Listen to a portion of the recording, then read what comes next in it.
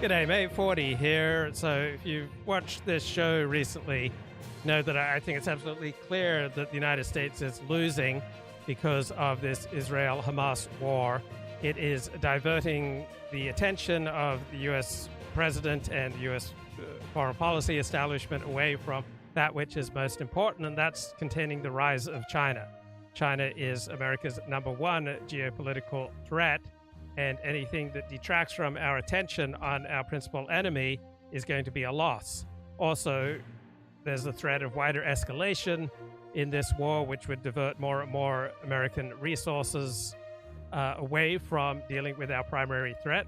Also, this Israel-Hamas war is highly unpopular in the wider world.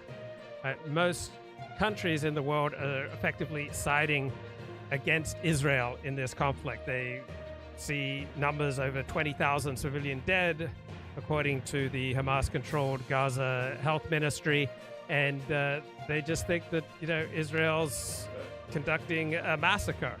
And the United States has aligned itself squarely with Israel, not just supplying Israel with weapons, but the president of the United States flew to Israel and literally embraced Bibi Netanyahu. So whatever Israel does, all right, that is accounted to most of the world as though America is doing it, and the world doesn't like it. So we're losing allied support, right? We're losing popularity in the world. We're being diverted in just our cognitive resources, our bandwidth by our foreign policy leaders from that which is most important, the rise of China.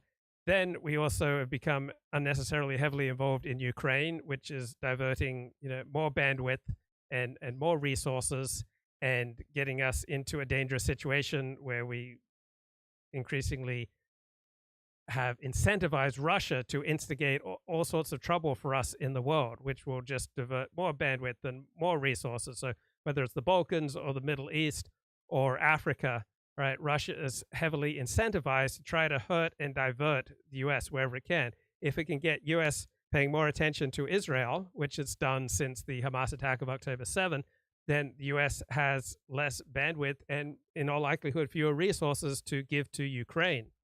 Right? Ukraine's basically dropped largely from the news since the October 7 attack. That is a massive win for Russia. So the U.S. is getting diverted from dealing with its primary enemy, China, by these unnecessary conflicts that America has gotten into in the Middle East and in Ukraine. So why on earth does America have military bases in Syria? All right, Syria is an independent country racked by civil war, but why on earth do we have U.S. military bases in Syria? The more bases we have around the Middle East, right, the more susceptible, the more likely they are to be attacked, which will, again, divert more and more resources from that which is most important.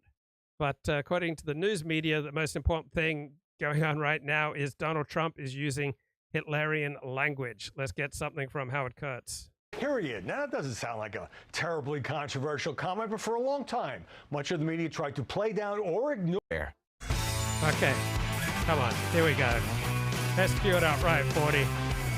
What's Trump done now? Trump says is news. Period. Now, that doesn't sound like a terribly controversial comment, but for a long time, much of the media tried to play down or ignore the former president's words on the theory that this would only help him rile up his base and, well, why give him a platform? Trump has used harsh anti-immigration rhetoric since his first campaign. All right, that's a killer point. All right, for about 20 months after January 6th, the United States media, including Fox News, but also the New York Times, has not wanted to pay much attention to what Donald Trump is saying. You would think if their primary agenda was reporting the news, they would have to pay attention to what the former president of the United States was saying. But there's a wider agenda, all right? The news media doesn't just want to report the news. They are so outraged by Donald Trump and the threat that he presents to all that they regard as true and good and holy, all right, to their hero system, that they deliberately shape the news to try to sideline Donald Trump's chances for becoming president of the United States once again. I mean, this is a very telling admission here made by Howard Kurtz. And now his language is getting rougher, and that, of course, should be covered. He's the Republican frontrunner by far. and has a good shot at winning back the White House. Trump really lit a fuse when he said this last weekend in New Hampshire.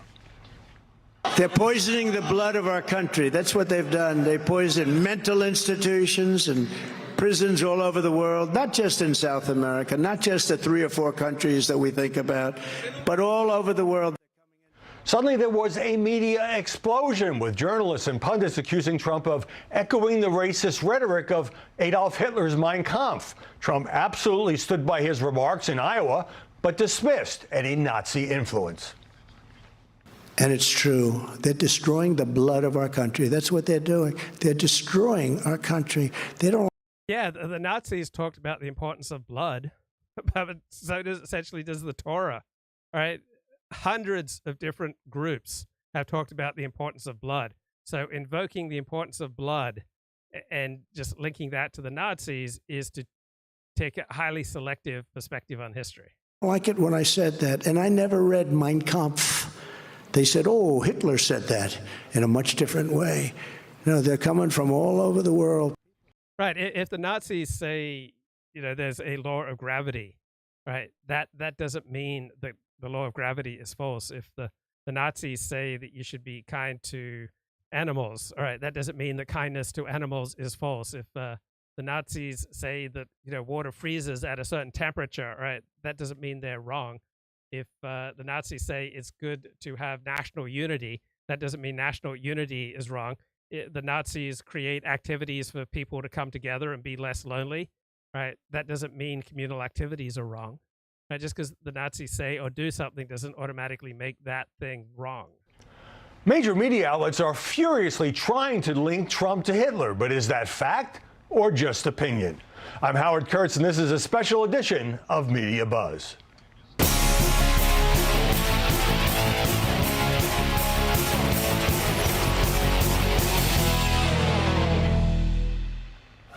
Ahead, the stunning decision by Colorado's all-Democratic top court to try to knock Donald Trump off the state's ballot, and a conversation with Senator Ted Cruz about what he calls the corrupt media. The media are now fully engaged in a heated debate over Donald Trump and Nazism. The disastrous effects of illegal immigration, they're all around us. Democrats can't justify any of it. All they can do is blather on about Trump's Hitler, or if Trump wins, he's never going to hold another election. It's all just absurd. First, Trump couldn't read, and now he reads Mein Kampf. Why are the Democrats in the media obsessed with Hitler? It's all they ever talk about. It is language that I think people have rightly found similar to the language of Hitler. In Mein Kampf, Hitler wrote, "The Jew," and I'm quoting him here, "poisons the blood of others." Trump has used that line before and other phrases like it that echo Nazi rhetoric. You can't bring up the fact that Donald Trump talks like a fascist or Mussolini or Hitler, when in fact you go back and see what Adolf Hitler said about vermin. He was talking about people coming from other countries, coming from prisons, and they wanted to focus all the Sunday shows, Lawrence, on the word he used, poison. He was just trying to say, we want to keep America, America. Joining us now to analyze the coverage in Detroit, Robbie Suave, senior editor at Reason Magazine. And in San Diego, Laura Fink, CEO of Rebel Communications. Robbie, Donald Trump loves to stir up this kind of controversy, but are much of the media going too far in saying he's Hitler, he's Mussolini, he's a fascist? Frankly, at this point, I think the reaction to these remarks tells you more about the media than it does about Donald Trump. Look, if I was Donald Trump, would I choose my words more carefully? For sure.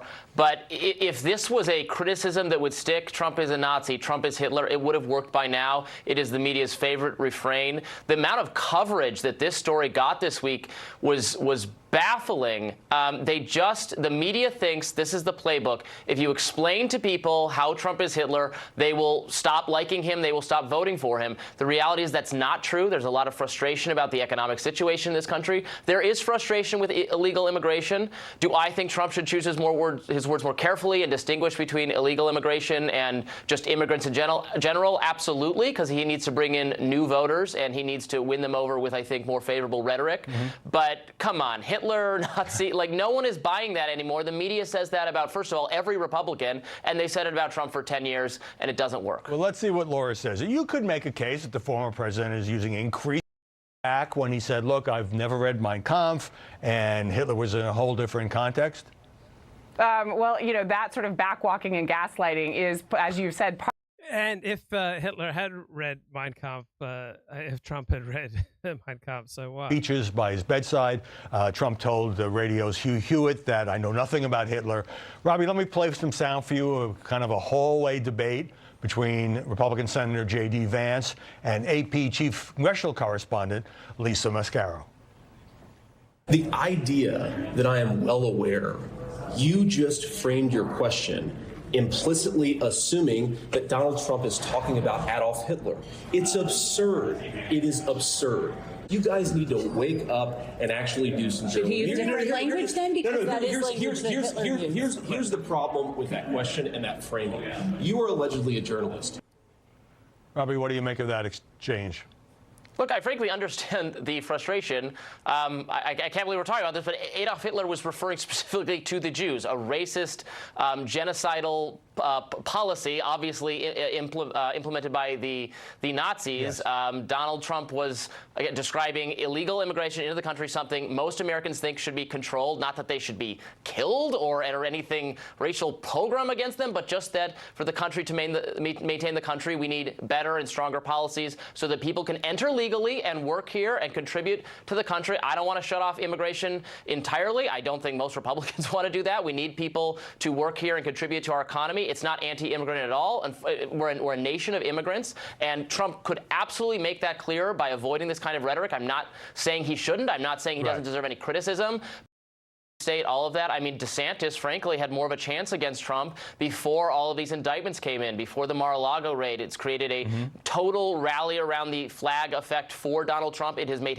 So have Democrats consciously tried to mount all these indictments against Donald Trump to get the Republicans to rally around Donald Trump, ensure that Donald Trump becomes the nominee, because Democrats think that he is the Republican candidate that will be the easiest to defeat in 2024?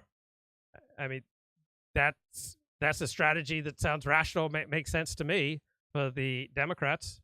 Him more likely, not less, but more likely to be the Republican nominee. Maybe on some level that's what Democrats want because they think he's a more vulnerable opponent than some of the other Republicans. I guess we're going to test that out. Well, Fox Business poll in Iowa has Trump now at 52%, a 34 to 36 point lead over Nikki Haley and Ron DeSantis.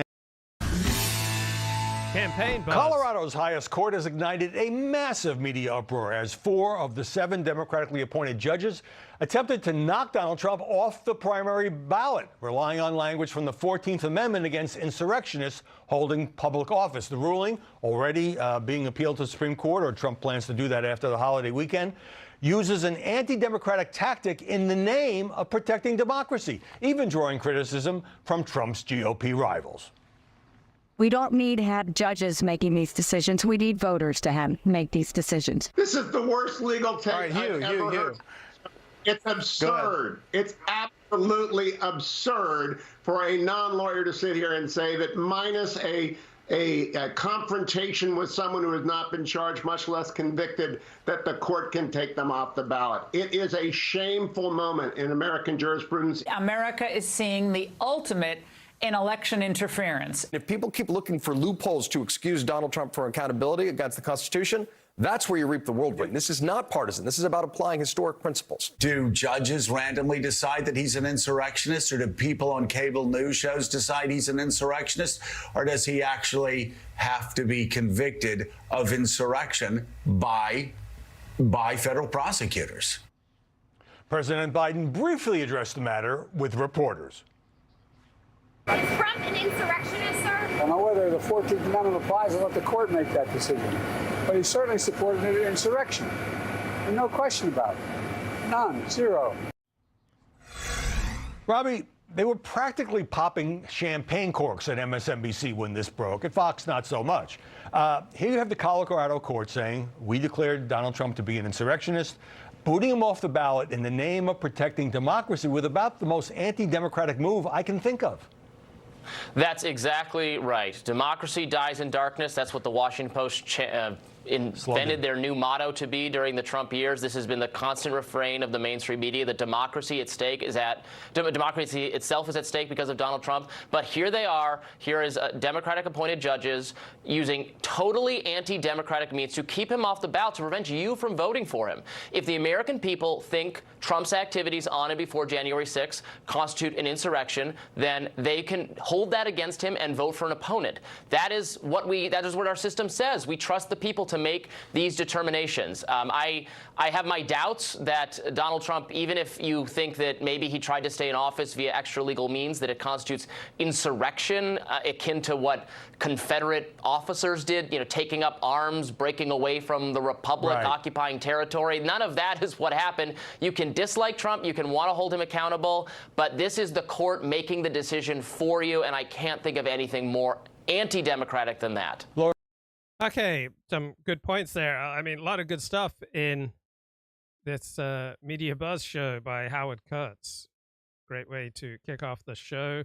And a little quickie here. Whatever happened to Alora Patwan? That's Mama JF Garapi's live-in wife of many years. Sounds like she's also the mother of his children, couple of his children at least.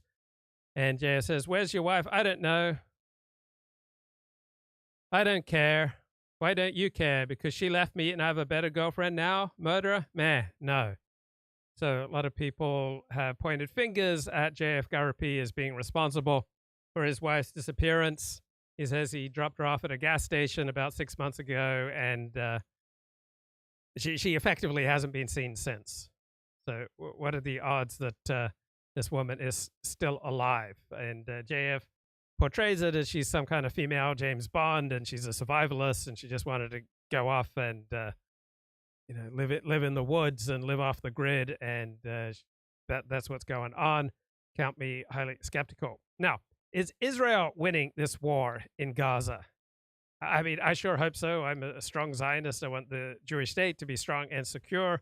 I can't imagine any state that was attacked like Israel was attacked on October 7th, not reacting in a similar way to Israel is reacting now, meaning that you hunt down and kill the group that murdered your citizens. So if a Mexican drug gang invaded San Diego and killed 1,200 Americans, all right, or if a foreign group invaded London and killed 1,200 British citizens, or they did the same to Australians or to French or to the Dutch, right, I would expect that country to stop at nothing before destroying the group that slaughtered so many of its own citizens. So it's, to me, the Israeli response against Hamas is what I would expect from any nation state. In fact, I can't think of any nation state that has suffered something akin to this without mounting a war. The closest example I can find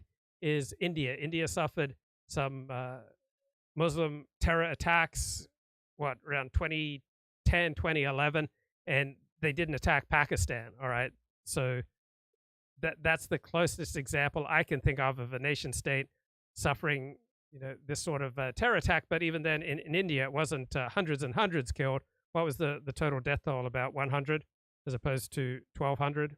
Is how to think about realist behavior versus moral behavior when you think about how a state should act in the international system. And I fully understand that states have a deep-seated interest in security competition for the purposes of maximizing their chances of surviving. And I fully understand that states sometimes do ruthless things to other states for good strategic reasons, okay?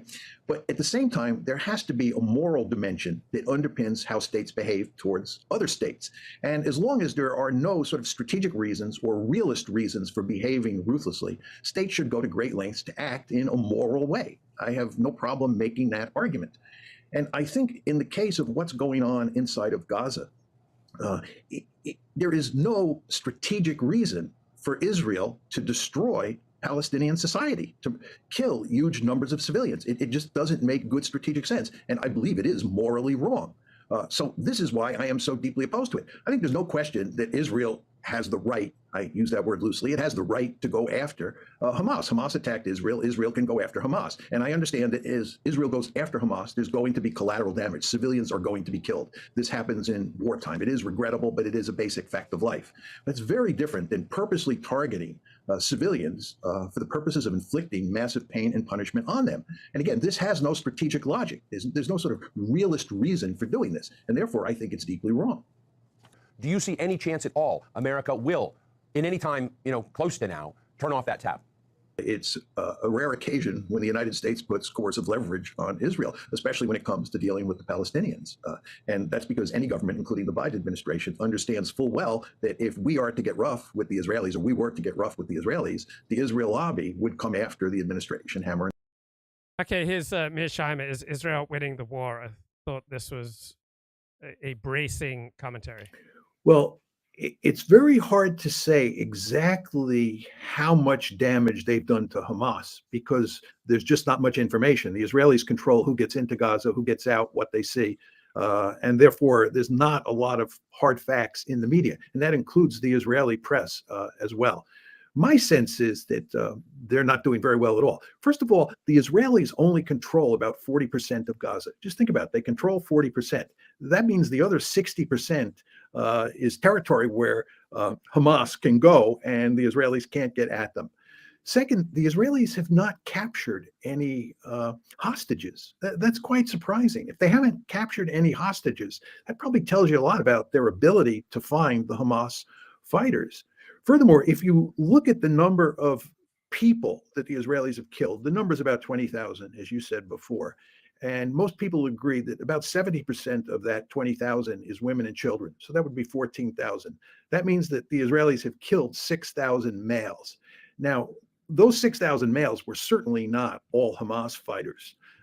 Most of them, I'm sure, were innocent civilians. So let's say of the 6,000, 4,000 were civilians and 2,000 were Hamas fighters. I don't think that's the likely number, but let's give the Israelis the benefit of the doubt. That says that they've killed 2,000 Hamas fighters. Well, most people argue that Hamas had 30 to 40,000 fighters to start with. If they had 30 to 40,000 fighters and they've killed 2,000, that means they have a whole heck of a lot of fighters left. Finally, you just don't see any evidence of the Israelis capturing Hamas fighters and then taking pictures of them or videos of them or parading them around. The people that they're parading around, the males that they're parading around and humiliating are in almost all cases civilians who they have captured and are interrogating. So I just don't see a lot of evidence that the Israelis, the IDF, is winning this war against Hamas. I think it's going to have to go on for a long time if there's any hope of ultimately decisively defeating Hamas. Given found that commonsensical commentary. All right, we do seem to lack evidence that Israel is winning this war in Gaza. Now they may very well, and that evidence may come in at a certain point. But Wall Street Journal just reported over the weekend, Biden convinced Netanyahu to halt a preemptive strike against Hezbollah. So Hezbollah's got about 150,000 rockets that many of them can reach anywhere in Israel. So anytime Hezbollah wants, they can rain down these rockets all over Israel, overwhelm Israel's air defense systems, and in 24 hours, thousands of Israelis would die, and large parts of Jerusalem and Tel Aviv would be destroyed, right? And Israel lives under that threat. So it's no wonder that Israel is using this Hamas attack as a foundation for saying we're not going to live under this sort of threat by Hezbollah. I mean, no sane nation state would be willing to live, with a group like Hezbollah, right next door. So Israel's response to want to wipe out Hezbollah completely makes sense to me. But Wall Street Journal here, President Biden urged Israeli Prime Minister Benjamin Netanyahu to hold a preemptive strike against Hezbollah forces in Lebanon days after Hamas militants' October 7 attack on southern Israel. Biden warned that such an attack could spark a wider regional war, which would really not be in America's best interest. Israel had intelligence, which the U.S. deemed unreliable, that Hezbollah attackers were preparing to cross the northern border in Israel as part of a multi-pronged attack. And so there have been about 100,000 Israelis evacuated from the north of Israel, right? Israel proper, Israel territory, Israeli communities and cities have been evacuated due to this threat from Hamas, and that can't go on, right? Israel can't go on with 200,000 of its citizens pulled out from both southern Israel and northern Israel due to the threat of terror attacks. So Israeli warplanes were apparently in the air awaiting orders when Joe Biden spoke to Netanyahu on October 11 and told the Israeli prime minister to stand down and think through the consequences of such an action. And the Israelis did not go ahead, and Hezbollah did not launch the attack that Israel said that they were going to launch. So Israel was preparing a massive attack on Hezbollah, which in all likelihood would have precipitated a massive Hezbollah attack on Israel and would have certainly widened the war. All right, because it's coming up on Christmas, let's get a little bit of Nathan Cofnas. I grew up on the Upper West Side of Manhattan, one of the world headquarters of political correctness. And I went to elementary, middle, and high school at something called Ethical Culture, which was founded by Felix Adler, who was a Reform rabbi who also was a prominent figure in the development of political correctness. And a big part of the curriculum was about racism and what white people had done and all that. So I didn't really question that for the first several years of my life. Children don't really question things. Then maybe when I was 15, I started noticing the phenomena that were difficult to explain according to the racism theory. You know, people that I knew that grew up, as far as I could tell, under very similar conditions, tended to have slightly different averages and patterns in their behavior and that sort of thing. But I assumed I must be confused, and certainly the idea that there are differences between these groups is just impossible because there hasn't been enough time for evolution to create differences, which is just some idea that I repeated without having any understanding of what I was saying. When I was 17 years old, I started taking classes as a visiting high school student at Columbia University, which is where I eventually went to get my BA. And I took an anthropology class on the evolution of human behavior. And the professor mentioned that Australian Aborigines have a Brodmann's Area 17 that's something like 25 to 50% larger than in the European population. And he said that this is the area of the brain that's responsible for vision. So he said, does that mean there's less room for something else? I don't know. That's what he said. But as soon as he said that, it occurred to me that, okay, I've been lied to. It was a very shocking experience. You know, part of my identity was, these beliefs that had been imprinted on me about racism is responsible for all disparities. Yeah, it was all a lie. And I became absolutely obsessed with intelligence research and race differences. And I couldn't stop talking about it. Just to every person I met, I would explain these things. And even when I had college interviews, I told the college interviewers about race differences. So I was interviewed by Harvard, for example, and I started telling them about race differences. Okay, so if you got a larger Brodmann's Area 17 in your brain, all right, what resources are then given up? All right, what does that mean?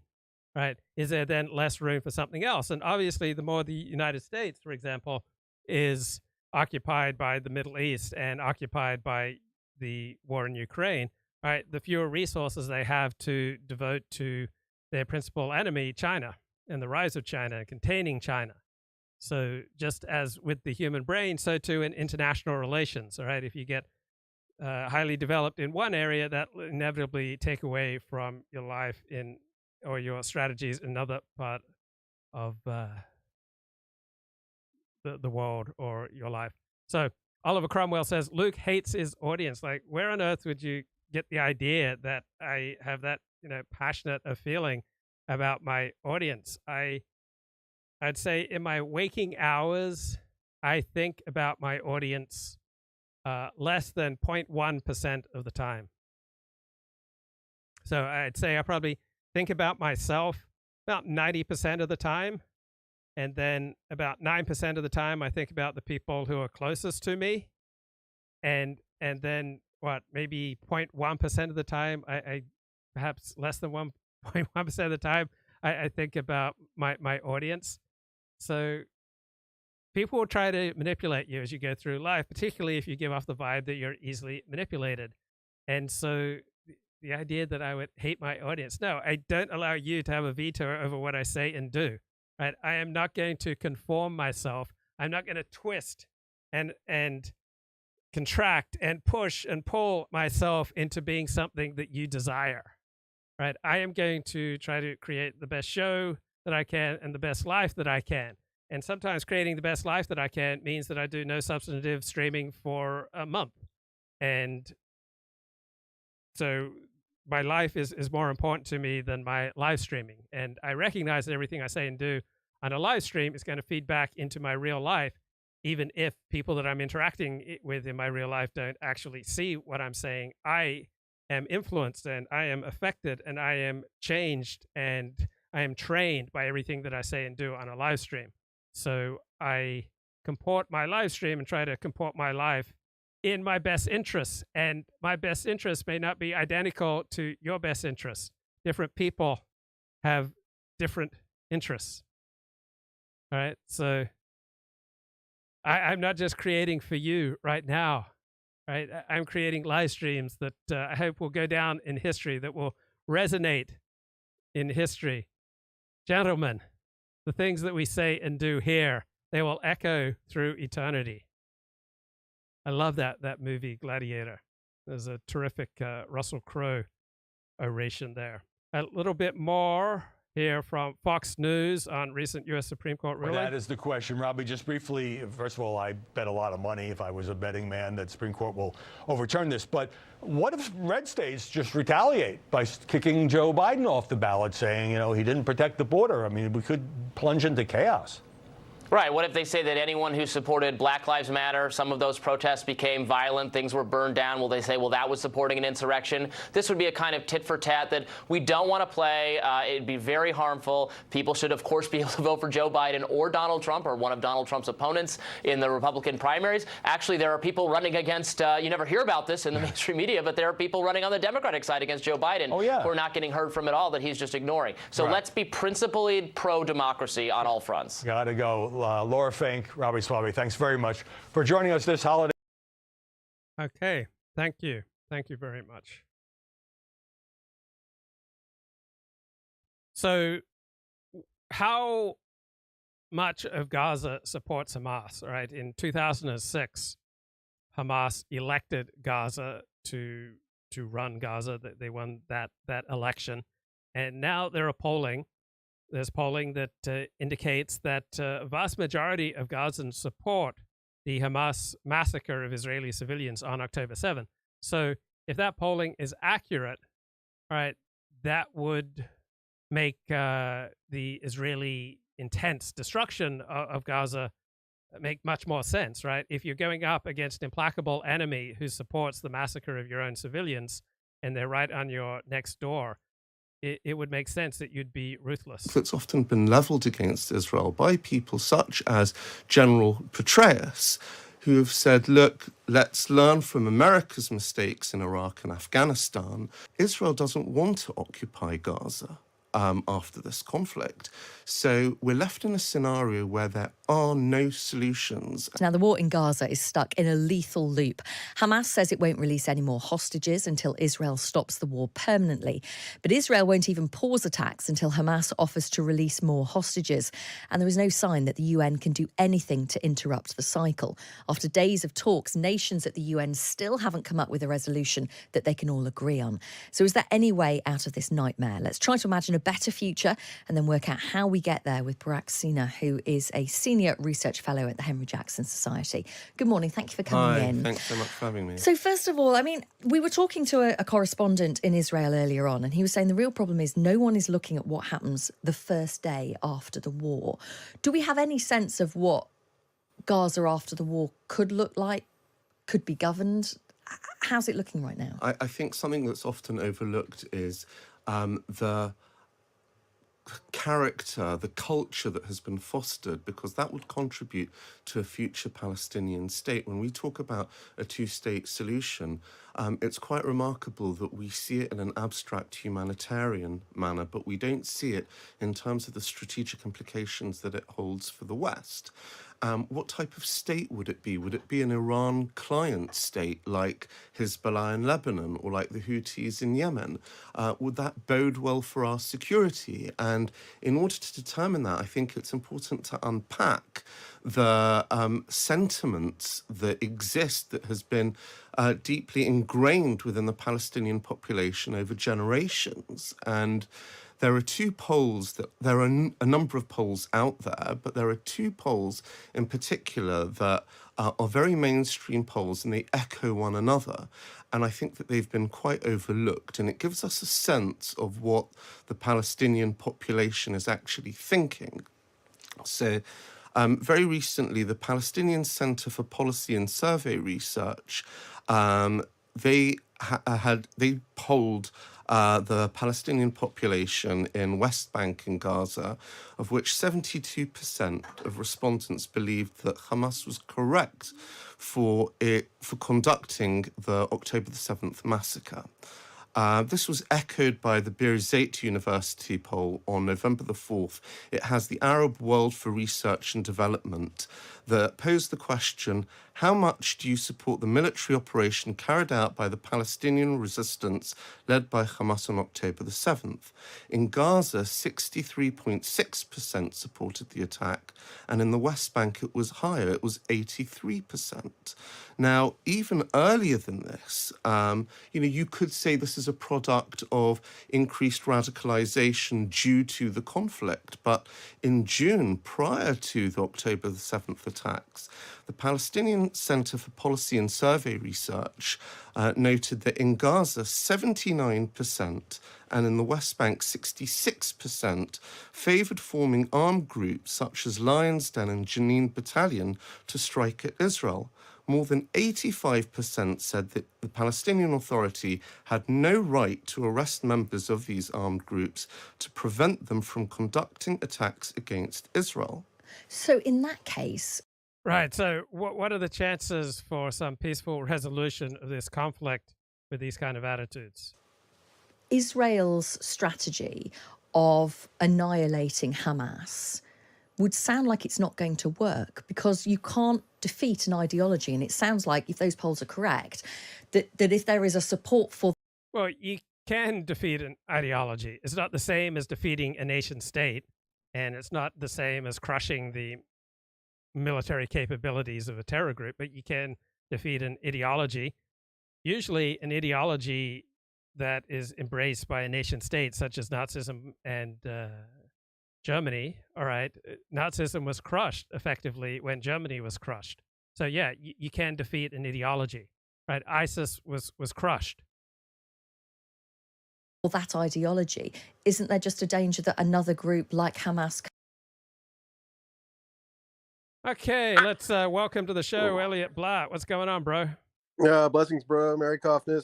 Merry Cofnas to you. Hey, I was thinking about this. How appropriate is the comparison to Hiroshima and Nagasaki? So the U.S.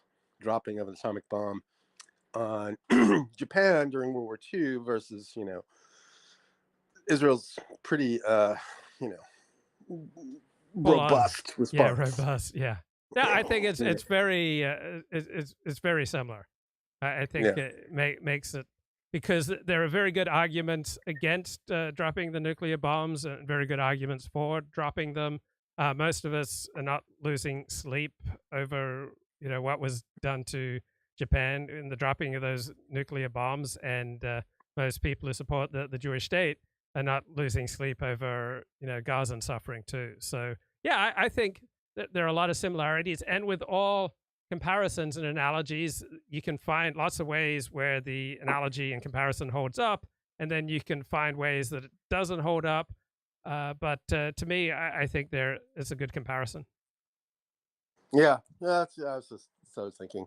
How many died in Nagasaki, Hiroshima? Do you know the number? What's the official number? I think something like 200,000. So atomic bombings of Hiroshima and Nagasaki. So in Hiroshima, about 100,000 civilians killed and about 10 to 20,000 soldiers killed. And then at Nagasaki, about 60 to 80,000 civilians killed. So total somewhere between 130,000, 230,000 deaths total. Okay, I was just curious. All right, it's very unpleasant to think about all this, but that's how I'm thinking about it now. Yeah. Now, part two is Hamas really fighting for Palestinian people, or are they just fighting basically for themselves? Meaning that there's just a lot of there's a lot of economic incentives for Hamas fighters to sort of keep this thing going and festering, because lots of money and aid material comes their way, and there's just opportunities for profit there. There's no money for peace, right? There's always money for conflict. Now, do you believe that, do you believe Hamas's story do you believe that Hamas is truly fighting for the Palestinians, or at least the Gazans? Yes, I do believe that. I don't believe they're just in it for money and power. I believe that they have a hero system that drives them. I believe essentially that most of what they say, just like with what Osama bin Laden said after 9/11, I believe that it's pretty accurate. Okay, so that all right, fair enough. I mean, I have no evidence either way. I have no way of thinking about it, but like I do think I compare Hamas to Black Lives Matter, and I don't see Black Lives Matter as an authentic expression of Black aspirations. I see it as, a rather cynical way to raise funds.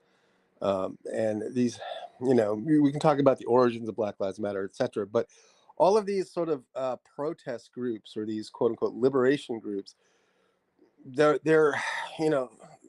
not interested in the solution. It doesn't seem to me. They're interested in perpetuating a conflict. So I think within their own hero system that they are fighting for the heroic ends that they talk about. Now, you and I don't think that Black Lives Matter is an effective group promoting Black interests, but I do believe that most of the people in it do believe in their cause. Now, some of them are cynical, but most of us just get blinded by a combination of our hero system and by incentives. So you can never expect someone to believe something if believing it will cost them their income. And so if you've got a good little earner with your Black Lives Matter agitation or your Hamas agitation, you will become blind to contrary arguments that would undermine your source of income and prestige. Yeah. And part three is, I've mentioned this before, but you can't help but notice the overlap between sort of your average Palestinian supporter and your sort of traditional woke activist, right? There's this basic thread of resentment that runs through these quote unquote movements. And it just seems to be more of the same as far as I'm concerned. Well, yeah, I mean, every group has reasons to feel oppressed, all right? Right. I mean, there's no group solidarity. There's no nationalism without a similar feeling of oppression. And so it's the most normal, natural feeling in the world. And then those who can tap into and exploit that normal natural feeling are much more likely to have success than those who go against natural feeling. Okay, but let's say you are an American, you live in America, either Arab American or something like that. You claim to really care about the fate of the Palestinians, right? I don't understand. I've never understood why there's been no pressure whatsoever from these communities to talk to persuade, Israel's neighbors, Syria, Jordan, etc., Egypt, to let some of these people in. Right now, it seems this quote unquote love and support for Palestinians just seems really disingenuous.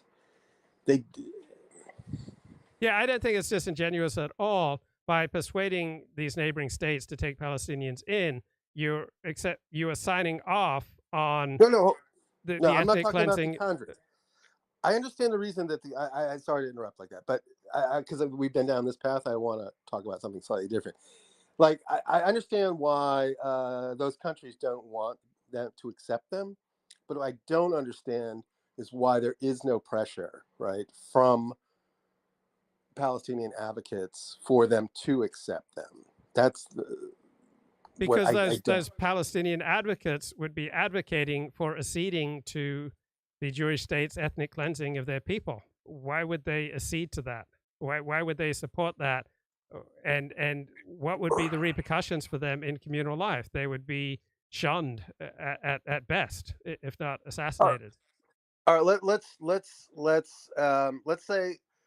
let's forget about like people like actual ethnically Arab Palestinian people in the U.S. Let's just talk about the others, like the leftists, white leftists in America who purport to be supporting the Palestinians. Yeah.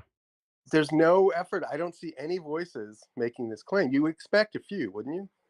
No, because these would be voices saying we need to accede to the Jewish state's ethnic cleansing of the Palestinian people. Why would you expect left-wing voices to say we need to accede to a white people, Jews, ethnically cleansing a brown people from their midst, and we need to make that easier for the Jewish people to ethnically cleanse the brown people from their midst? No, I would not expect that. Well, these people are effectively cheering on the suicide missions of these quote unquote brown people or these, hapless victims to just run into the buzzsaw that is the Israeli military. I don't see. I don't know. It would give me pause, right? If I really cared about Palestinians to just cheer on their just suicide mission. And I don't understand why people don't make this argument on our side of the fence that, they're really doing harm. Because these Hamas militants, they count on this reaction, right? They plan their strategy around the reaction of, Western leftists to throw tantrums by, they commit Hamas, it is a war crime to burrow yourself into civilian areas to conduct military operations. This is truly, a war crime, and it goes unindicted among Palestinian activists. Right, because people love their team and they hate their team's enemies. I mean, that's true for sports and it's true for politics and true for culture and live streamers. Like, think about the culture of live streamers. Inevitably, you get groups who support one particular live streamer and they go to online war against that live streamer's, competitors. I mean, think about the disruptive effect of, Howard Stern supporters on other shows. They would just go around deliberately disrupting other shows because they love Howard Stern so much. So I think tribalism, nationalism, preferring your own in-group and therefore hating your in-group's enemies is the normal, natural default in humanity. And so there's nothing that I find particularly perplexing or surprising among advocates of Free Palestine.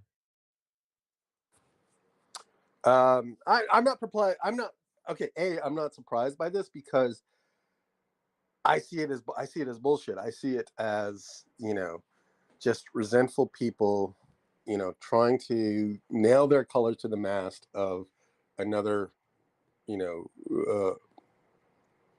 political movement that's sort of rooted in resentment. Right, but your political movement's rooted in resentment. Everyone's political movement's rooted in resentment. Oh, not me, bro. I see through the bullshit. I don't play the resentment game, bro. I am just emanating love and conclusion. That's all I do, bro. I just like this celestial body that just emits light. No resentment here, dude. You can't pin that on me, man. I mean, every political group is animated by resentment, and every political force ultimately sides with the use of force to accomplish their goals. It's just that Hamas supporters and Free Palestine supporters, they just simply have a different hero system from you and me.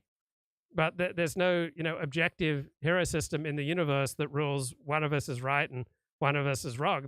All we're talking about here are competing hero systems. They have a different hero system from you or me. Ronnie Goldman's really had a huge impact on you. Yeah, that's good. He has, hasn't he? I find it so helpful to my thinking. No, that's right. I mean, you are right when you talk about people do, having an external enemy does galvanize one's identity. Like last week when the 49ers just crushed those vermin, Yes. So it just really made me feel like feels great, doesn't it, bro? Oh, it feels great. I feel like just a super San Franciscan, bro. It was just so nice to see those weasels get just pulverized. Anyway. And it's a good way to bond. Anyway.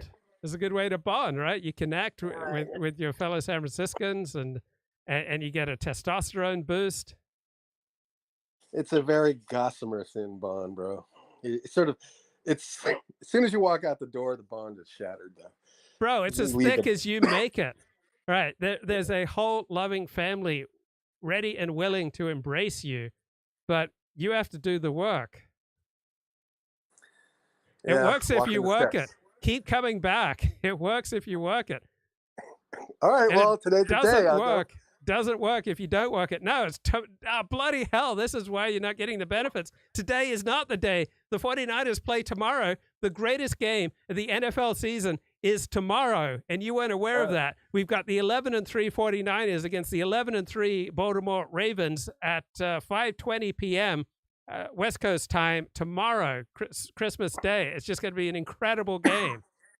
I didn't know that.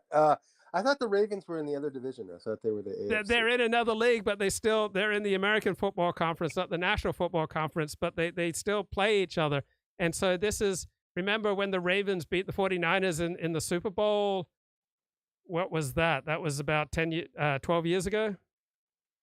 I don't remember. I'm a very, I'm a recent convert to the NFL, bro, so I don't know the history. I'm sorry. Okay, but do you think you might step back into a sports bar?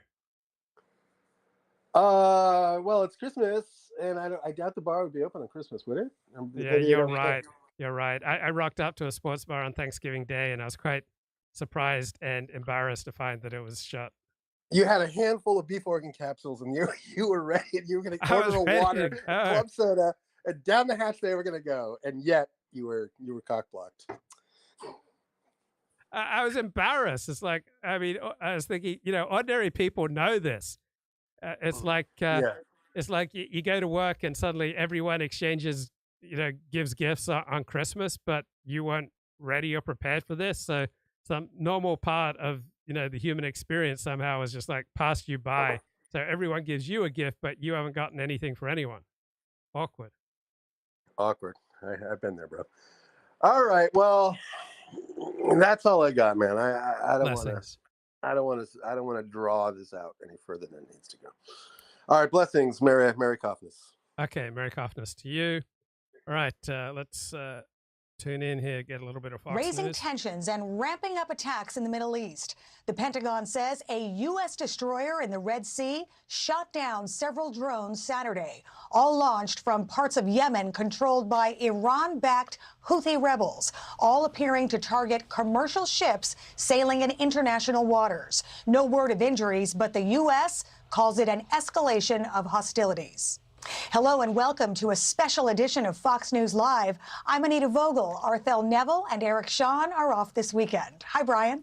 Hi, Anita, and I'm Brian Yennis. The latest attacks by Iran's proxies come as Israeli defense forces push deeper into southern Gaza, expanding their campaign against Hamas. Meanwhile, President Biden and Israeli Prime Minister Benjamin Netanyahu talked by phone Saturday about the next steps in the war. But Biden said he did not bring up a ceasefire. Let's start off with Trey Yinks live in Tel Aviv with more. Hey, Trey. Hey, Brian, good afternoon. Israeli forces continue to go after Hamas cells inside Gaza, though they are facing fierce resistance. The IDF says this weekend alone, 15 of their soldiers were killed in battles, many of them taking place since the ground operation began around Gaza's second largest city of Khan Yunis, where reports indicate not only Hamas battalions are engaging the Israelis, but also smaller factions like PFLP. The urban battle environment with a vast network of tunnels is making the clearing process extremely difficult. Our fighters are fighting in complex areas for fighting. An area like Khan Yunis is also a dense area. We also locate the terrorist infrastructure, especially underground. In Khan Yunis, we expanded the engineering forces there. This division has a large number of forces than the usual number for Division 98. This is what the activity requires. Israel's Prime Minister Benjamin Netanyahu spoke today ahead of the weekly cabinet meeting, indicating that Israel will continue its ground operation against Gaza with full force. Netanyahu also pushed back on the idea that the United States is influencing Israeli decisions on the battlefield following a phone call yesterday that he had with President Biden. Now, Biden said after that call he did not ask for a ceasefire, though the administration has publicly and privately pressured Israel to reduce the number of civilian casualties amid the war. All of this taking place on the ground inside Gaza amid new concerns along Israel's northern border with Lebanon. And, of course, regionally, when you see on Saturday Houthis in Yemen launching new drones against U.S. forces in the Red Sea. Brian? Trey, wishing you and the crew there a very happy, merry, and safe holiday. Thank you for all the work this year. Okay, let's get back to this analysis. Comes in and fills the vacuum. I think it's a really important point that you've made because it can be addressed in two dimensions. The first dimension is at the end of World War II, the West successfully defeated fascism and Nazism. There was, if you would have surveyed West Germans at the end of World War II, there was still a high degree of support for Hitler. This was way after World War II had finished, but liberal ideology took root and thrived, it flourished there.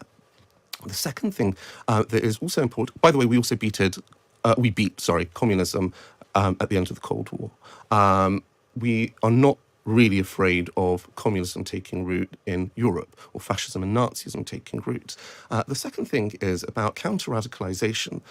There's a critique that's often been leveled against Israel by people such as General Petraeus, who have said, look, let's learn from America's mistakes in Iraq and Afghanistan, whereby we had our counterinsurgency strategy to peel away radical Sunnis away from al-Qaeda.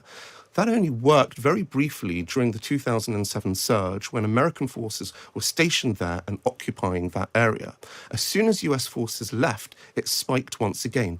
Israel doesn't want to occupy Gaza after this conflict. So we're left in a scenario where there are no solutions, and all this clever sophistry that is bounded about also constitutes disinformation, because I think that policymakers need to be realistic and may consider, okay, what happens if there are no effective policy prescriptions? What happens if a Palestinian state would be radicalized? And what happens if we're not able to de-radicalize them, even if the conflict wouldn't have taken place? By the way, just one last thing. There has never been a successful counter-extremism, counter-radicalization strategy ever implemented, whether it be domestically in the West or abroad, with all the expressions of winning hearts and minds. Wait, we had a pretty strong denazification program in Germany after World War II. was that useful? Was there anything similar in Japan after World War II? The United States occupied Germany and Japan after World War II and helped to shape them into the productive first world countries they are today. It's just never been successful. What about the role of, Well, it's never been successful in Arab Muslim countries. for example, the Palestinian Authority, which is seen as a more moderate political organisation? I think that the problem with statecraft is that we attempt to frame things in a way that fits our policy toolkit. So we are looking for an actor that exists in order to assume responsibility and take it off our hands. However, we conveniently overlook the fact that the Palestinian Authority it initially denied the October the 7th attack. Subsequently, it legitimized the October the 7th attack. And even prior, it had a culture. Abbas fostered this pay-for-slay martyrdom fund where it would pay the families of suicide bombers that were attacking Israel. So jihad is something which is very, very mainstream across the West Bank and across Gaza. And there doesn't seem to be a Palestinian local voice which has a lot of support that could responsibly assume this task. I mean, this is depressing because it just sounds like there is no solution there. Because one of the things that has come out since the October the 7th attacks is about trust. Neither side trusts the other side. Neither side feels at the moment that there is a way forward. So how do you cut a way forward? It just sounds incredibly depressing. It is incredibly depressing, and I think that policymakers sometimes need to look into the abyss and recognise the fact that there is an abyss. It's depressing in Afghanistan. So, as someone who's written and spoken about the darker side of life publicly since 1997, just countless the number of times I've been warned to stop looking into the abyss. And I would say back that some people can handle looking into the abyss. Some people can handle looking into the abyss occasionally. Some people should avoid looking into the abyss. Most people can handle looking into the abyss at times. Most people should not look into the abyss, 7 days a week. But why not look into the abyss on weekends, right? Why not look into the abyss in a way that's adaptive and conducive to human thriving? All right, there's a time and a place for the abyss. It's depressing in Iraq.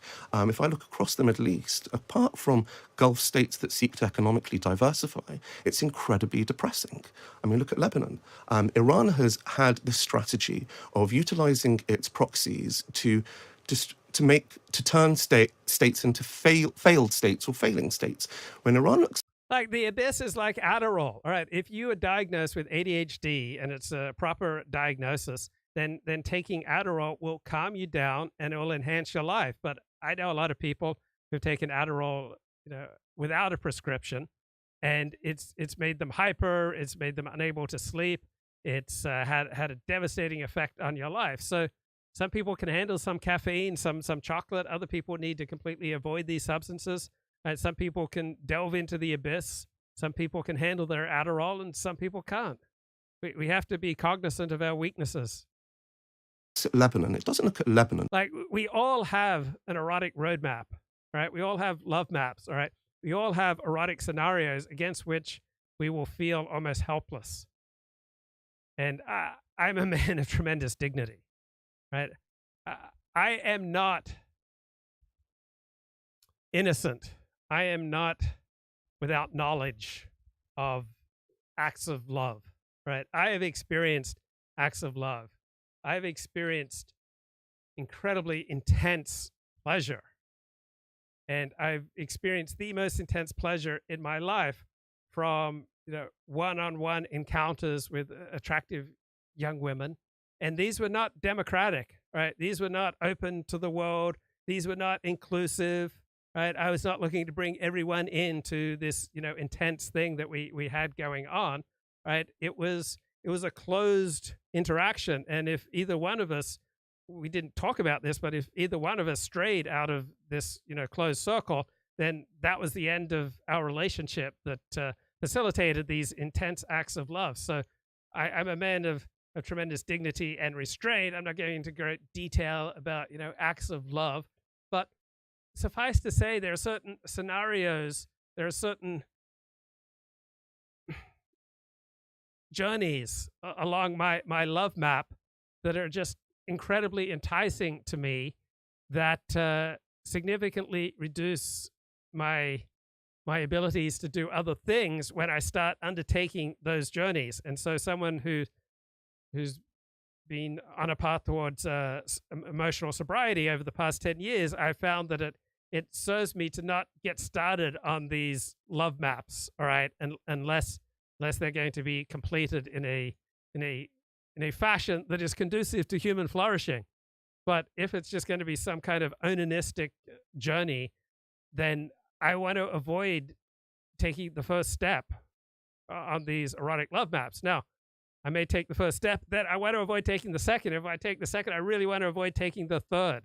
All right. We all have vulnerabilities. All right. We all have these love maps where certain scenarios, certain situations, are presented to us, and we become quite weak in the knees.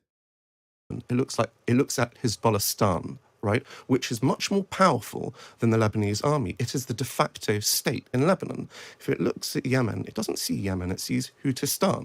The Houthis are dominating there. They've embedded, just like what Hamas has done and what Hezbollah has done, they've embedded their military capacities within urban civilian population centres. If you look at Iraq, Iranian militias have absolutely devastated Iraq. So Gaza is not a unique exception. When I look across the Middle East, I see no reason for any optimism.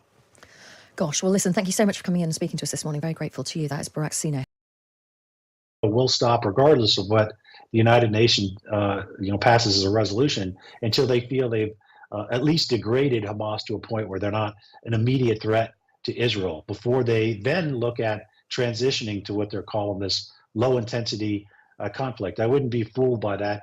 I've been in a lot of things that were called low-intensity conflict, and they don't look low-intensity to those that are there. But it would be much less kinetic, much less, large-scale diameter bombs being used in more special operations. Let me ask you, first of all, about that grim death toll. It does come from the health ministry in Gaza, which is run by Hamas. But it does appear that most who analyse these figures and are looking at the situation think that this figure of 20,000 people killed in Gaza is probably reasonably accurate. I think that's right. I mean, we're going to be suspect of anything that comes out of Hamas, but I do agree that most analysts that looked at this think that's somewhere around the right number. And even if it's close, that is a lot of innocent people that were killed. And unfortunately, we're not at the end, not at the end of the military campaign. And of course, there's also a significant issue of humanitarian aid, getting it in there to the extent that people could actually start starving, which of course would add to the death of civilians in Gaza. So it's certainly a horrible situation, however you look at it. And those figures, the images coming from Gaza, have added to the international pressure on Israel to do more to avoid civilian deaths. But that statement from Benjamin Netanyahu tonight sounded pretty defiant. Well, I think from Israel's point of view, they're not going to stop until they've met their objectives in the military destruction of Hamas. I think a lot of people talk about how you can't destroy Hamas, and I think they're right. It's an ideology. But you can destroy the tunnels, you can destroy the arsenal, and you can capture or kill the leadership. And I think most countries that were attacked like they were on October 7th would have that as their objective. I can't imagine any country would leave that threat to them in place. So he's defiant, yes, but I think whoever was in charge of Israel would also have those objectives in mind in any country, again, that was attacked like that. Right. So the media likes to focus. The problem here is Bibi Netanyahu, but whoever would be in charge of Israel in this kind of situation would pursue these kind of tactics and strategies. Who any nation state, all right, after 1,200 of its citizens were massacred, would pursue these kind of strategies and tactics. Would also have those similar objectives. We've had days of negotiations in the United Nations in New York. Clearly, the US has had concerns about some of the wording of various resolutions, which are essentially seeking to add to the pressure for, if not a ceasefire, then a pause in the fighting. But given Israel's, frankly, contempt for the United Nations, how important do you think these maneuverings at the Security Council really are? So it does obviously indicate what the international community thinks and certainly would like to see happen. But I do think Secretary Blinken has made a pretty substantial point. Israel was attacked. They are trying to destroy the attackers. And quite frankly, even if they did have a ceasefire before they met that objective, who's to say Hamas wouldn't attack them the next day? And then the ceasefire would be over. So there should be requirements on both sides of this, obviously to include the release of all these innocent hostages and the major influx of humanitarian aid. But that should be included. And I think that's more in line with the truce. And I think that's what's happening right now with Director Burns, Director Barnea, the Mossad director, and the Prime Minister of Qatar right now in Poland. I think that's what they're talking about, getting back to that truce like we had before, where a certain amount of hostages, purportedly around 40, would come out for a week's worth of truce, which could, of course, aid in bringing in all the food, water, and medicine that's needed. So I think that's what's happening, and perhaps why the United States is asking for a delay, because those are parallel discussions and negotiations. But that is obviously not going to have a huge impact overall on the shape of the conflict that we're seeing here. Yeah, the 1 week, I think it will, as far as having the ability to bring in aid. I imagine that if the leadership of Hamas is feeling the pressure of the IDF, if they're getting close and they think they are to capturing them, that they're going to ask for this because they're going to want to do the same thing as they did last time, which is to freeze the combat troops in place, and they'll try to maneuver so they can get away from where they are. So that's going to be, and hopefully that results in hostages being released, of course, and also aid being brought in. But it won't be the end. But I don't think Israel will stop, regardless of what the United Nations passes as a resolution, until they feel they've at least degraded Hamas to a point where they're not an immediate threat to Israel, before they then look at transitioning to what they're calling this low-intensity conflict. I wouldn't be fooled by that. I've been in a lot of things that were called low-intensity conflict, and they don't look low intensity to those that are there. But it would be much less kinetic, much less, large-scale diameter bombs being used in more special operations. I'm just looking at a report coming in suggesting that a senior Palestinian official is looking at the talks which are being held in Cairo, which appear to have been attended by the Hamas leader Ismail Haniyeh, and these presumably are going to have likely to have more of an immediate effect on any pause in the fighting. But the meetings today have apparently ended without results. But at least there are those negotiations going on, and the United States clearly does feel that those could lead to some kind of agreement.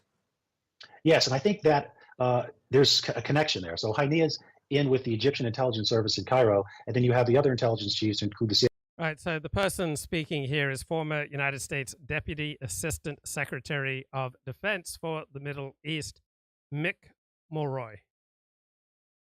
Mossad, and the Qatari Prime Minister in Poland. I think they are connected. They might not have wanted to have been in the same room for political reasons, but I think they are connected. And I think that's how the negotiations are heading toward, hopefully, this potential for another truce in the fighting. So I've been thinking a lot the last week or so. Why is populism so popular, but neoconservatism, which is not popular, so influential? And so I put populism into YouTube, and then a related video came up. It was on power by a guy named Eric Liu, an author, and he knows power is the ability to have other people do what you want them to do. And it's the primary sources of political power of physical force, money, state action, social norms, ideas, and numbers. So populism has numbers. And so the American people, by and large, prefer a somewhat isolationist U.S. foreign policy, while almost the entire U.S. foreign policy establishment likes to be intervening all over God's green acre. So neoconservatism lacks numbers, but at various times they have punched well above their weight in the other elements of power, such as they've been able to direct the use of force by the American military overseas. They are amply funded. They are able to push the levers of state action.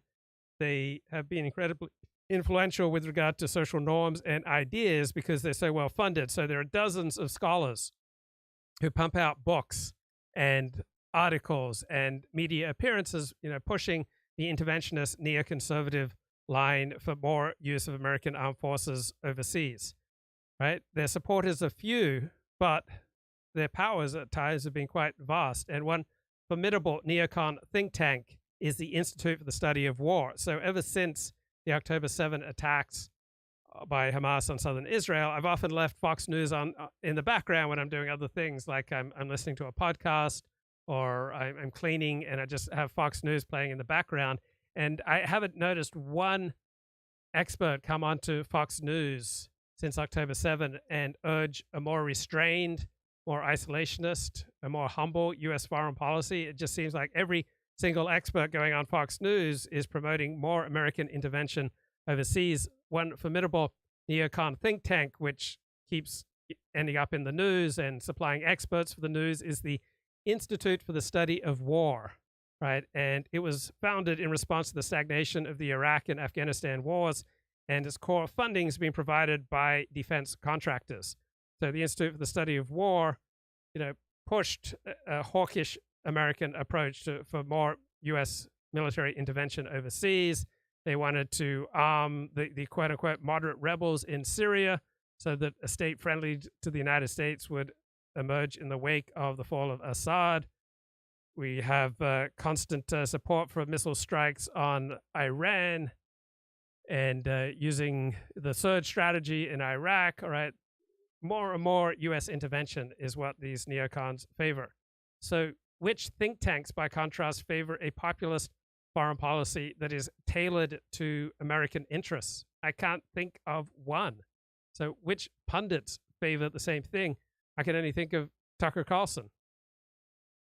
And in 2006, John Mearsheimer and Professor Stephen Walt wrote a controversial paper, The Israel Lobby and U.S. Foreign Policy. And he notes that it's often said that Israel enjoys, vast popular support in the United States, but that's not true. Americans primarily care about America. There is some support for Israel, certainly more support for Israel than support for Hamas or for the Palestinians. But overall, Americans are overwhelmingly on the side of American interests. They don't want American boys dying overseas. One of the main driving forces behind the 2003 Iraq War was a small band of neoconservatives, many with close ties to Israel's Likud party. And so when President Bush attempted to sell the war in Iraq, right, America's most important Jewish organizations rallied as one to his defense. This is from the Jewish Daily Forward. In statement after statement, Jewish community leaders stressed the need to rid the world of Saddam Hussein and his weapons of mass destruction. And this editorial says, concern for Israel's safety rightfully factored into the deliberations of the main Jewish groups. Now, Jewish leaders were highly supportive of the invasion of Iraq in 2003, but the broader American Jewish community was not. So polls showed that as a group, Jews were 10% less supportive of the Iraq war than the American population at large. So the main expert I see on Fox News all the time is retired General Jack Keane. And whenever he's on, he's always pushing for more direct military confrontation with Iran. So the neocons seem to have the insiders and many of the experts and the institutions and the billionaires often on their side. And without the support of insiders, experts, institutions, and billionaires, it's hard to get anything done. So thinking of populist uprisings that didn't get a lot done, I'd include MAGA, Make America Great Again, the Tea Party, and the Arab Spring. All populist uprisings that had relatively few accomplishments. Now, elites can't rule against a united people, all right? Elites need to cut deals with parts of a nation to rule. So elites tend to prefer multiculturalism to national unity because a unified people is very likely to rebel against elite rule. So I'm just looking at a terrific 2001 essay about this topic. It's called The Ideology of Anti-Populism and the Administrative State. It was written by one of my favorite philosophers, Stephen Turner. The people, the state, and expertise form an unstable triad, and relating the three in a coherent way, either institutionally or theoretically, is ultimately not possible. So populism is, as a political idea, is a belief in the virtue of the people. A populist, let us say, is a Democrat, small d, who is satisfied with his own and with the people's virtue. So the populist is not necessarily a progressive reformer, right? The reformer is satisfied with his own virtue, but not with other people's. Giving over government to the people is not the same as lecturing them. So progressivism takes this tack of supporting rule by experts and lecturing the people. So when you consume the news, all right, I subscribe to all these different publications, starting with Apple News Plus, and then LA Times, New York Times, Washington Post. I get The Atlantic, The New Yorker, New York Magazine, The Guardian through Apple News Plus. And I often feel when I just want to go read the news that I'm getting lectured usually about our democracy is under threat, which is not literally about democracy, it's about democratic institutions who are dominated by the left. So progressives are very much aligned with wanting to lead the people and lecture the people, and they will do this in the name of the people, but they want rule by experts and the right kind of people who are willing to submit to science, to expertise. So you got the prohibition movement, which used techniques presently associated with climate science under the heading alcohol science. So anti-populism means the rule by elites and by experts. So the anti-populist is not satisfied with the people's virtue, but he has a problem. To deny populism is to deny democracy and the idea that people are the best governors of themselves. So anti-populism must pretend to be democratic, but it cannot overtly deny the myth of the people ruling themselves. So they have to redefine the democratic idea. And you see this when elites lecture us and the media lectures us about dangers to democracy. It's not about the will of the people being carried out, because the elites and the media don't want the will of the people being carried out. Often, say, Proposition 187, when government benefits were to be denied to people in the country illegally, all right, the California Supreme Court overturned that, ruled it was unconstitutional, and elites supported that overthrowing of the will of the people. What the news media usually means by our democracy is at threat is that our institutions are at threat, and our institutions tend to be dominated by people on the liberal left. So anti-populism consists of myths and fictions about democracy. Right? It's not real democracy. It's what the people would want if they had come around to an appropriately educated perspective. So the instincts on the left are the people are insufficiently educated, and we need to educate them, bully them, lecture them, incentivize them to a more elevated way of living. The instincts on the right are to be afraid of strangers, to be afraid of contamination, and to be afraid of disorder. The instinct on the left is to be most afraid of ignorance. So democracy means rule by the people. And populism wants rule by the people. Now, expertise adds complexity to relations between the rulers and the ruled, right? Because experts are making claims that are simply not fathomable by those who lack expertise. So populism, when it asserts the superior wisdom of the people, rejects the identification of power with expertise. It doesn't want a government that is legitimated by experts. It wants a government that is legitimated by democratic accountability, by elections. Now, the opposite of populism is rule by elites and rule by experts. So elites rule through particular strategies, right? Elite solidarity is usually essential to elite rule. That's why we live in a society in the United States of America where it seems like almost all the elites are opposed to Donald Trump. So elites tend to solidify in many areas. So elites rule through alliances between the elite and a significant non-elite group. And so the most stable of these alliances have been with the middle classes, normally under an ideology of meritocracy, property rights, the support of business, and then that would exclude the poor.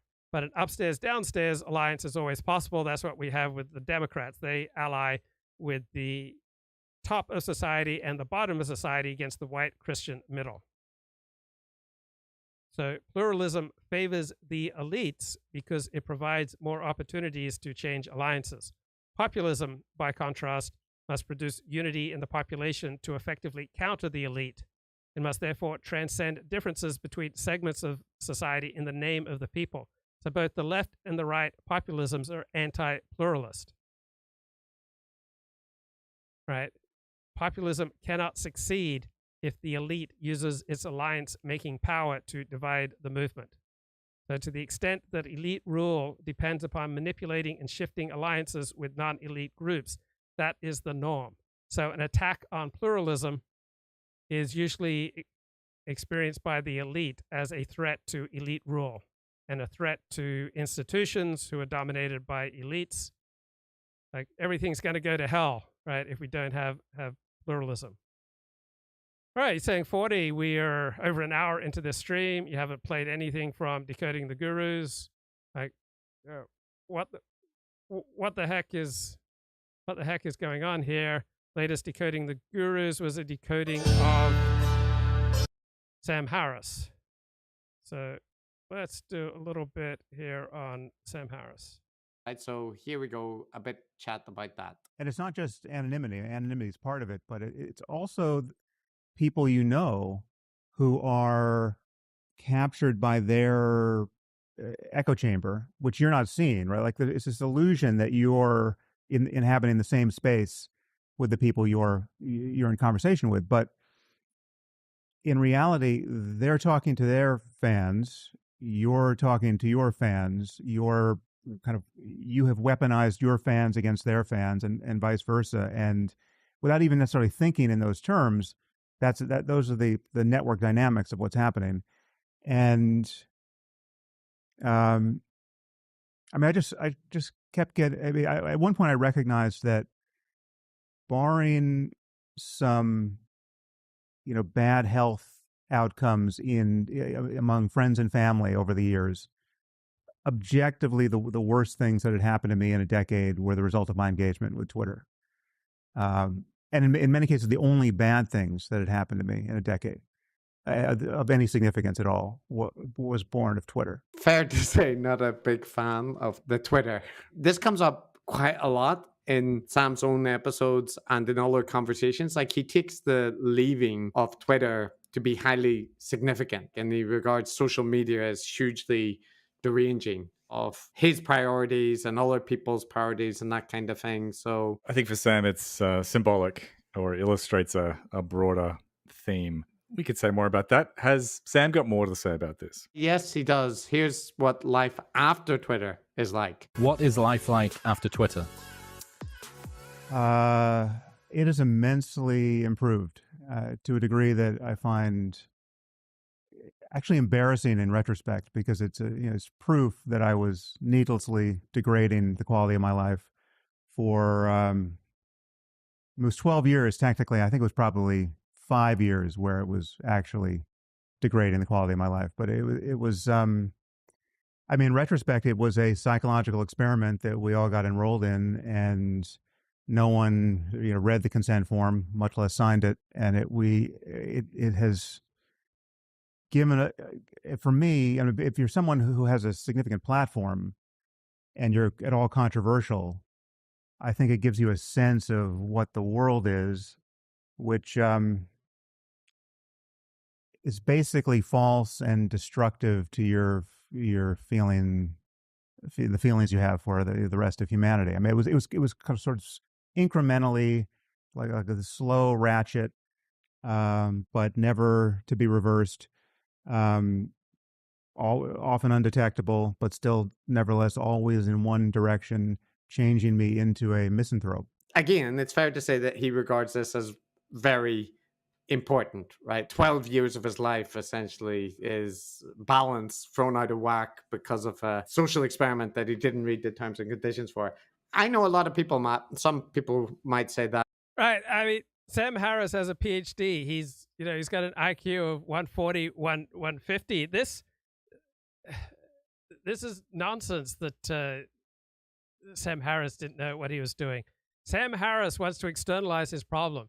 His problem is that he finds certain types of criticism make him very, very unhappy, and he was getting the most painful of these criticisms on Twitter, and so he thinks his problem is Twitter, right? But Twitter is just a manifestation of something that's going on inside of him, and that is he finds it very difficult to deal with criticism.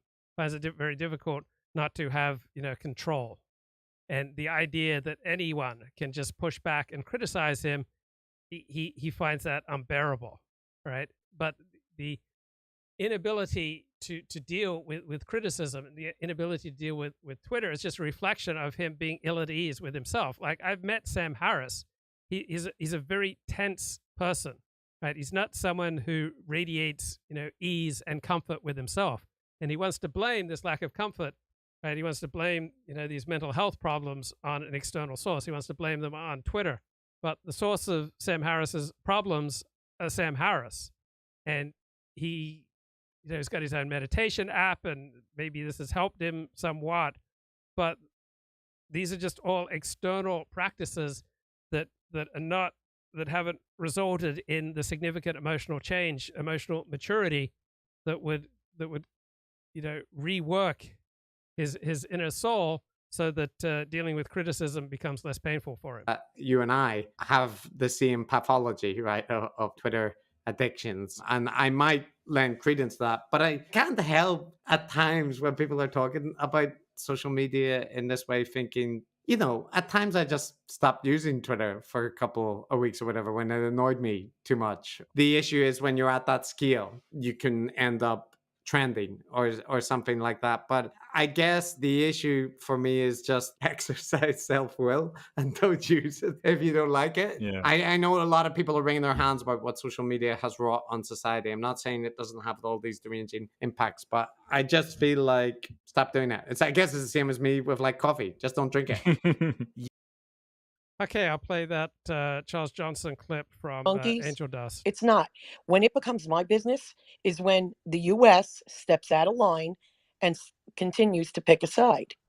And when we are sending my money and our people in places that they don't belong.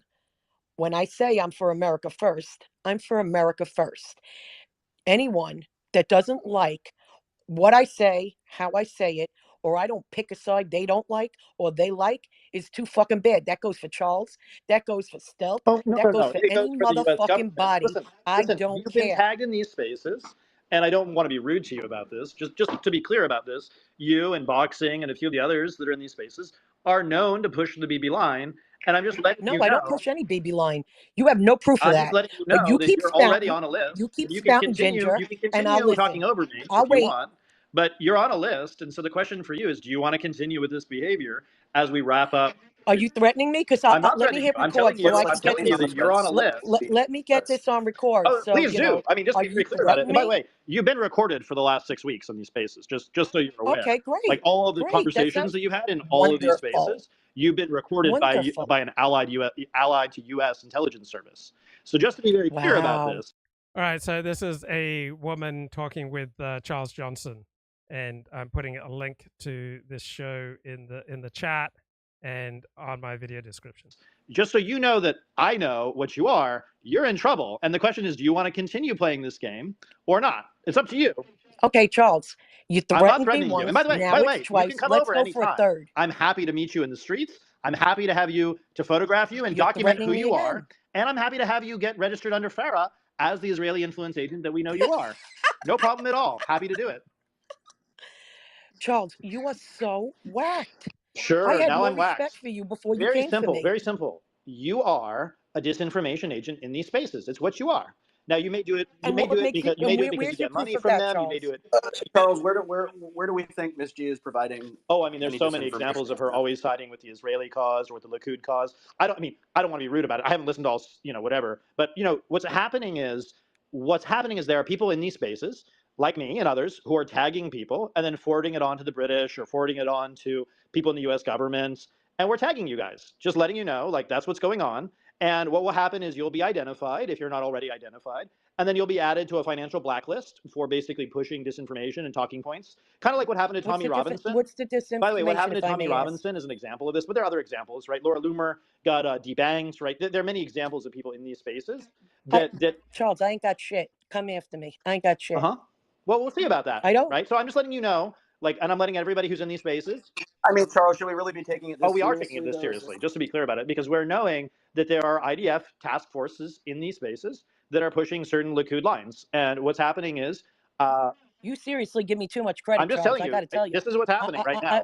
You may not like this, But this is what's happening. I don't You're really give being a flying tagged, fuck. How about and you're that? being documented. And there are many people who are in these Okay. spaces who are being tagged and documented. So you're not alone, Ms. G. Like, don't take it personally, right? But what's happening is we're identifying Oh, I you, don't. and we're recording it, and we're putting it into our databases, and we're doing the speech analytics. There's a I'm really glad you wonderful find this software tool amusing, Zag. that what they're doing is there's a software tool that basically identifies people from their voices, which is why it's kind of dumb to be anonymous in these spaces, just FYI. But I don't know, but I don't know if we should loop Miss G in with. I'm just telling you, this she's on the crap. list. I mean, I didn't set up the list. It is what it is.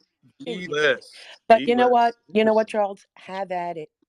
You got no proof.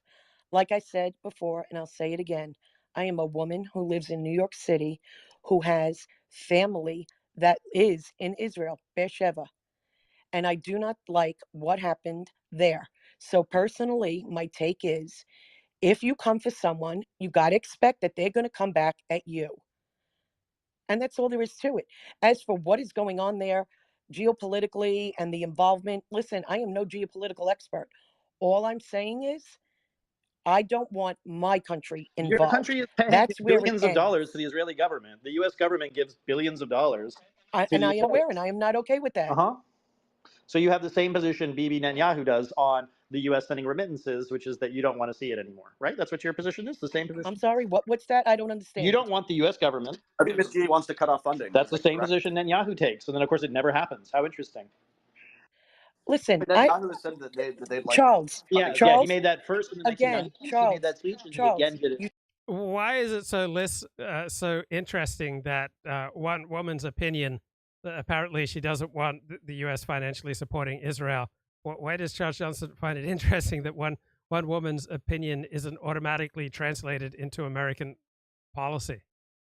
That doesn't strike me as terribly interesting. Threatened me 3 I'm not times. I threatening have you. no I'm telling idea you, what you're talking about. you're already on a list right now. So it's up to you Okay, if you want to stay great. on that list, and it's up to you if you want to continue pushing Israeli propaganda. Up to you. Your choice. Charles, let me tell you something. If this was Italy, I'd still have the same position and probably even stronger because that is where I'm from. Okay? I do not like terrorist activity. I lived through 9/11. I lived through 93. I was downtown. I don't like it. I don't think it's okay. And I do believe that if, like I said before, they have a right to defend themselves. Now, is it out of control? Ain't my, like I said, ain't my circus, ain't my monkeys.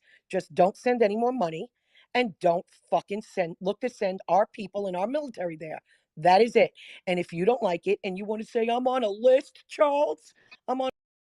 Okay, let me try a different video in case this is the one that Art Bell's referring to. All right, this is Geopolitics After Dark here. Okay, so I've got Blue Bunny Cherry Chocolate Chunk for this space. Is that the appropriate ice cream? Man, ice cream. Wow. You know, ice cream's one of those types of foods, Tap, that if you indulge too often, very shortly after you notice the fat deposits handle it.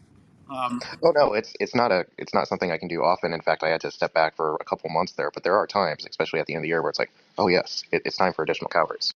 Oh no, now is the time to handle it. Oh no, it's not something I can do often. In fact, I had to.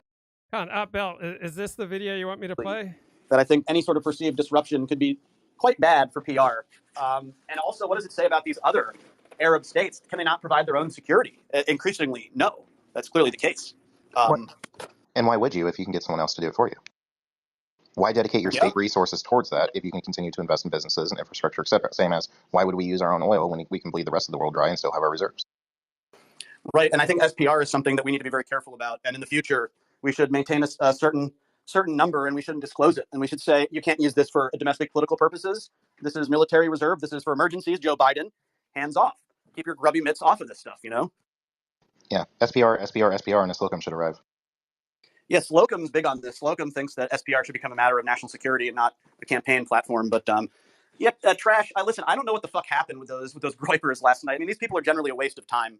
Oh yeah, no, I don't care. I don't care about that. But like, you guys are talking. No, like, listen. They called me out. They created the space in my name. I went in there. They muted me the entire time. I was not allowed to talk. It's clear that they're very lowbrow, stupid people. But what I'll say is, when you're talking about the Strategic Petroleum Reserve, which I just came in on SPR, couple things. So number one, we know that like when Biden took over in office, he signed 76, 77, executive orders, whatever it was. One of them was it was shutting down American oil and gas production in the country. And that was supposed to be like a nod to like the Green Party, the progressive wing of the Democrats that got him elected, whatever. Elected, selected, whatever you want to call it. Don't really care. I'm not here to litigate that. But what I will say is this. And Vivek Ramaswamy has actually expertly pointed this out in the past. And I've shown the clip. I've talked about it because he was right. I've been right. I've been right for a very long time. In that he shut down basically the Exxon and the Mobil and basically any American oil and gas producer in this country. He shut them down and said, you can't participate on federal lands. Okay, let me go back to previous. It's rude not video. to. Well, doesn't she I'm going to work for Hamas? respectfully ask that you stop with the narrative because it's starting to irritate me now. Charles, let me ask you Okay, this. hold on. because this is Can you guys something- hear me? I can hear you, Yeah, Richard. I can hear you. Go ahead. Okay, speaking of hacking, I told a joke and no one laughed, so I was like, what is going on here? But first off, in terms of hacking, I was actually just posting something to Twitter, and I think I like clicked edit the post or something, and now I feel like my Twitter account is gone or something. It's like I have to It's busted as fuck right now. Yeah, there's a Okay, worldwide. so like, this is coding due to issue. the new authentication service or something? Oh, This yeah. is just abject incompetence, in my opinion. I mean, this is not 2004 or something. I mean, this is not that difficult to do as a major tech company. I mean, give me a break. Well, I mean, that's assuming that it was all built properly in the first place. And I think if there's one thing that we can notice after the last year, it's that Musk has made more changes to Twitter in the last year than Twitter made in the last 5 to 7 before that. And perhaps this is why. Okay, well, I what are the mean, major Caroline, changes? you are fair enough, but again, look, the simple thing about the double glitch, for example. This shit is going on for almost a year now, and it's still not being fixed. And come on, I mean, and honestly, now I'm not even a free ride. I'm paying, no, I'm paying customers, so I have certain demands here. And this app, honestly, More about more about Amran than I do. You know, there's a video of Ann Coulter at an Amran conference How asking a question. 90s Kind or of something, interesting. or what? Whoa, let's Scared of back him? this up. Here, Mark. I'm scared of one person. That's God Almighty. Well, and the Pope. No, you're not afraid of the Pope. He could excommunicate you. Gee. So this Yeah, I morning, don't like that motherfucker either. I got a DM from someone that accused me of being Nazi trash and wanting me to die because of my views on abortion. And Welcome you know, to the team. I despise Nazis. No, I know, but I get called that all the time too. One year out the other. So what if Charles thinks that you're a Israeli asset? Listen, Like, you know, I really don't care what he thinks. I don't like the accusation. You know, Yeah, I know, but he was it's talking. unhealthy. Maybe we should become an actual gang now that I brought it up, where like in Yeah, order that to be a sounds fun. host, you have I to would join a have gang killed with you, someone. Richard. Maybe I'll finally get a But follow I'm just back from saying, Richard like, if we I do And would like you have never to allow. have like a teardrop tattoo on your Yeah, face. and Yeah, instead of naming I 5 could do cereals, And then you have if to anyone name, like, tries 5 to like smoothie be a flavors. speaker, it's like get the fuck out of here. No, You're but not Richard, my real. point was, is there are some We could people get that face I have tats. publicly spoken out on behalf of here and I get attested it. to We their get it, Miss G. character. But if somebody was making legitimate, if they were like, oh, Miss G is a white supremacist because she talks to Richard Spencer, or something that actually could legitimately hold teeth, I would stop. But Charles has, I would stop them. But Charles has accused everyone in these spaces, except for like 3 people, of being Likud. You know, like he said that Richard is too Jewish in his thinking.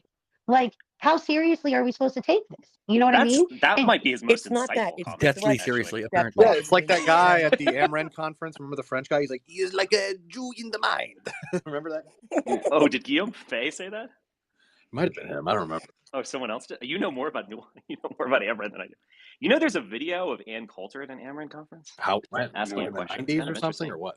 Yeah, late 90s. Yeah, it's not that surprising actually. But anyway, I just You ever remember seen that. that Like, David you know Duke more clip? about. There was a French guy who was like, "You are the Jew in the mind." He said it in French first. He's like, yeah, how do I say he's like a Jew in the mind?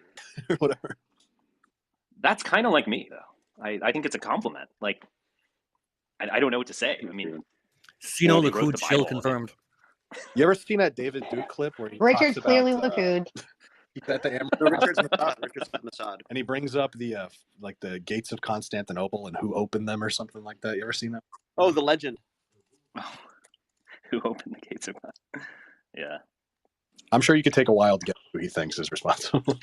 Constantine the 12th. The gates of Toledo. Right. There's some good citations on that claim. There's actually a person. I think there was an important person named Orban. Actually, it's interesting. I remember. I'll have to go look and research this. Oh yeah. Orban was the canon maker for Mehmet Oh II. yeah, they were Hungarian, right? Yeah, they were Hungarians that were. Yeah, exactly. It's like captured. Victor Orban is Yeah, Victor Orban. deep bloodlines. Great. Yeah, the Turks control all those peoples in the South European areas. Yeah, Southeastern Europe. So is a Turkish conspiracy a rival to the Sinaloa conspiracy? Is it like, are we witnessing an information gang war happening? It's the Chinese Sinaloa. What's it called? Chinaloa, as Chuck was saying. Do you know what I would say here? I mean, like, I don't want to like receive the wrath of a certain person, but there is a point where it becomes like actually schizophrenic, and that is actually a real serious issue. Now, I didn't hear all of this, but just accusing. I mean, no, I don't want to offend you here, Ms. G, but like the idea that you're a secret agent. I mean, that's just a little too romantic. I mean, I don't know if you find that insulting or something. It's just like, it's just bizarre claim. Yes, and it was bizarre. It was bizarre. And I don't, listen, in a joking manner, I don't mind. He took it a bit too far. He started threatening me, where I've recorded it. Oh, wow. But the threats don't hold any water because he invited you to go to his house. And he does that to no, literally that's not every right. He invited me to go to his house. He said I was everyone on with list. an XX chromosome has like at one point been invited to his house. And that So the chat indicates that Charles Johnson and Richard Spencer have fallen out. my accounts are being locked, and inability to Zelle or PayPal or whatever, and Dominic, I said, you're putting me in the same category as that dude? Like, yeah, really? also, like, the benign deep state is, like, going after the Israelis or something. I mean, this is just bizarre. I mean, but there's just no reason to, like, get worked up about such things. Like, if you don't care what people think, then why do you care that he said it? And I don't care that. What I said was the threats, Hannah. But the threats hold no water because none of it holds any water is my thing. Like it was, he's like, there's a list and people's accounts are going to, it's like, okay, Charles, like it's, again, if I thought that someone was legitimately, denouncing your character, from Adam. Then I would have said something, but I really was busy with the baby and brushing my hair and stuff like that. And it's like, okay, it's just Charles accusing everyone of being Lakud, Yeah, but he kept coming at me. I think it wasn't everybody, it was me. Miss G, I he think did accuse multiple people though. And that's what he does. Like, you're like the 1,000th person I've heard him accuse of this. Yeah, think of it as like a rite of passage, Yeah. Yeah, he insulted me by saying that I wasn't on any list, and he's unaware. So yeah, he basically told Caroline that she's irrelevant. Yeah, he told me I was irrelevant. So that was so rude. Yeah, we Charles feel is Lakud or something. Like, come on. Charles is intelligent. I think he's funny. He's also like a crank, and he's a bigot, like against that particular group. He's crazy. Charles so doesn't like that's I a don't mix. kiss his ass. Is what Charles' problem is. Someone at AMFest told me that guy's schizophrenic. And can we all agree Can we all agree that if in this context, if someone is being like attacked or whatever, and people don't jump in to defend, it is probably because the people listening don't take what's being said seriously. Yeah, exactly. Yeah, Mystery is completely overreacting. Like, nobody cares about this. It's irrelevant. Nobody believes it other than crazy people. I wouldn't even call it an overreaction. It's not Like, you if guys. get more- It's the other people who don't know me history that, Well, maybe Ms. like, G, we're not a gang. I mean, it's like I'm sorry. Like, no, I'm you're not gonna have to asking defend you, yourself. Richard. Okay, but I Hannah do. and Zag personally, and even Nuance, I have Nuance publicly is come here. out in Nuance space enough. and have in the past spoken on their character on behalf of them because what was being said about them was not true. I do want to say, Ms. G, I was not here for the beginning of that conversation, so I didn't actually understand the context of what was being spoken. But what I can say is there are conversations that I have had with people that we know. Maybe we love them, maybe we don't. Depends on who we're talking. Okay, it's But becoming maybe the normal repetitive. beta guys need to understand. People yelling and screaming and breaking shit, that's not indicative of great bodily harm. It might Yes, scare it you is. guys. You know what? Hold up, Alpha. Let me talk for a You're in a second. Let me riot say, situation and you have massive disparity of force. What are you talking about? You have So, one Alpha, officer I'm not- in a crowd of thousands violently breaking into the area. Why that do he's you think protests don't always have people? This happens all the time in protests. What? Like I said, Alpha- it might scare you guys, but for the men and women that are trained for this, there's Alpha, a higher stop tier this! before Stop you this deploy like that. dick measuring bullshit. Alpha, I'm not. Richard, I'm just calling you guys pussy in a very polite way. I'm sorry. Alpha, I'm not a. Stop Hold on, with Richard. such bullshit. I'm not a law enforcement officer, but I did work in public service. I'm a paramedic, and like if I was there, I would be in fear of my life. Like I would have declared scene not safe and staged, like a couple miles away or whatever. Like it was not a safe area at the time. Like You would. people should be. And when the firefighters and the medics stage, who goes over there and renders the scene safe? And they do that without killing people. And then we say the scene's code 4, and then you roll in. So the object that was used to smash the window was a flagpole. Do you believe that if those people got through the window with that flagpole, that they could have used that to inflict great bodily injury or death upon I think talking about January 6th there. an officer? If Ashley would have been holding that flagpole in her hand and would have been pointed at the direction of him when he fired it, I would say 100% is justified. So he should have waited for her to come in and shot the guy with the flagpole? I said the guy. No, I'm saying if she would have had the flagpole in her hand and she would. Yeah, it's virtue signaling now. It's the virtue signaling, man. Fuck you, Chedical. That's what Richard's saying you're doing. I agree. Chenica, come on, There's man. nothing wrong with Kaiser, it. I'm your Yeah, biggest but defender. I still make an effort to approach things with a degree of empathy, though. Even And if Chenica, man, you hanging playing around with statistics fucking and taking retarded people. anything. Rami Spaceman. Why are you even there, I man? hang out with Donica. so many people, Kaiser. Donica, man, Rami peaceful. They're the Donica most has to retarded She people. keeps saying I'm Jewish. She's like, oh, we know he's Would you Jewish. like me to bring her up here sometime so you can talk Zach, to her? we all She's know that actually you're a very Lacoon. Come interesting, on. smart person. Exactly, Her I'm a and Kaiser have had No, many shouldn't bet arguments, so me. he's calling her dumb, but she's not dumb. She's very successful. She's very smart. She's just Is opinionated. she, man? And she's very good. She's very good at shit talking too, and that's kind Who of is the this? problem. Is like a lot of people can't handle her. Her name's Donica. Oh, Chenica, I know. oh, man. Honestly, if you... Yeah, he's just listen, simping she's for the Armenian Nazi. No, I'm not simping for her. I'm You are just saying simping, man. she's You are not fucking dumb. simping, Chenica. She's dumb No. as shit. And you know, she actually was doxxed. Everything what she said is wrong. Yeah, Everything. I know. Yeah, you I've know. seen her Why before, are I you know. defending her, man? I- Like, you're I- smarter than this. You know, I had her in a group chat. you know on what my my problem is, cell phone, and Chenica? This, group chat Chenica, on like, Snapchat, like, I know who she is. you know, Chenica, the thing is, you must imagine, like, if I would be like her, I would call her, you know what, who the fuck are you? All Albanians are fucking drug traffickers and human smugglers. Because a lot of them actually are. But I would never do that. But she tells me I'm a cuck. And this is the Well, stupidity it's of because people. the way that you interact with her, and I've explained this to you, that you could like handle yourself differently, and you could not chimp out whenever she's like criticizing you. Are you retarded, Chenica? Fuck you, man. If I will look, man, if I'm called by a fucking mountain peasant, a self-hating German, she can fuck off. Then I will chimp out. Because she has no right to tell me what I am. She's nothing. She's literally nothing. And maybe that comes across a little bit, yeah, All right, hey, I don't know, but she's nothing. Anyway. Let's move past this issue. Yeah, let's move. Wait. If she's nothing, then why are you getting so upset? All right, obviously she's not nothing. What am I This saying? is like What am I saying? nonsense. Secret papist. Well, you're using the Christians adding church minimum. fathers as some great authority. This is just like the Christians essence adding of minimum. We papacy. get it, Richard. Thank you. You're so smart. Oh my god, you read one part. Luca, stop being a little fucking bitch, man. Yeah, Luca, no, you know the Cambridge separation of Yahweh from Elohim in the Old Testament. You're really high IQ. Okay, Luca, one quick point. Very Hey, simple. Luca, I think This is actually like how I you would need to talk be to my bullied teachers a when I little was bit, a my junior in boy. high school. Richard, don't get too mad at him. I want to just ask him a simple question. Luca, I'm sure you read enough that you know I that removed him because once he gets to this stage, like for about 20-30 minutes, he'll discuss the points, and then he'll set in with the "You're retarded. You don't know what you're talking about. You're an idiot." and then I don't know, Luke. I mean, if you can compose yourself, you can come back up. But if you look, my only point was there's a difference between theological teaching. What is a sin? Clearly, premarital sex is a sin in Christianity, as in Islam, and what society has expected and condemned people for over the generations, and do now even in trans society like Armenia or Jordan. And there's much more condemnation of women having premarital sex. And in this kind of modern Christian, this kind of 21st century America, it's equal. It's kind of this. You can say it's a more faithful. Okay, that's enough of the trash talking. Let's get a little bit more from Decoding the Gurus. Yeah. I have thoughts. Do you have any more clips though, Chris, to illustrate this? I do. So here is, one of the last on this theme about, is social media overall harmful for society? Do you think about how far it's set us back? Is it a net negative, net positive overall, do you think? Well, I think it's a net negative. I think it's a massive opportunity cost for almost everybody. I just think where, you look at what you're doing and not doing based on your engagement with these platforms. I mean, you're not tending to read good, long books anymore. At minimum, even if it's your job to read those books, it's become harder to do that. And I was certainly noticing that for myself. I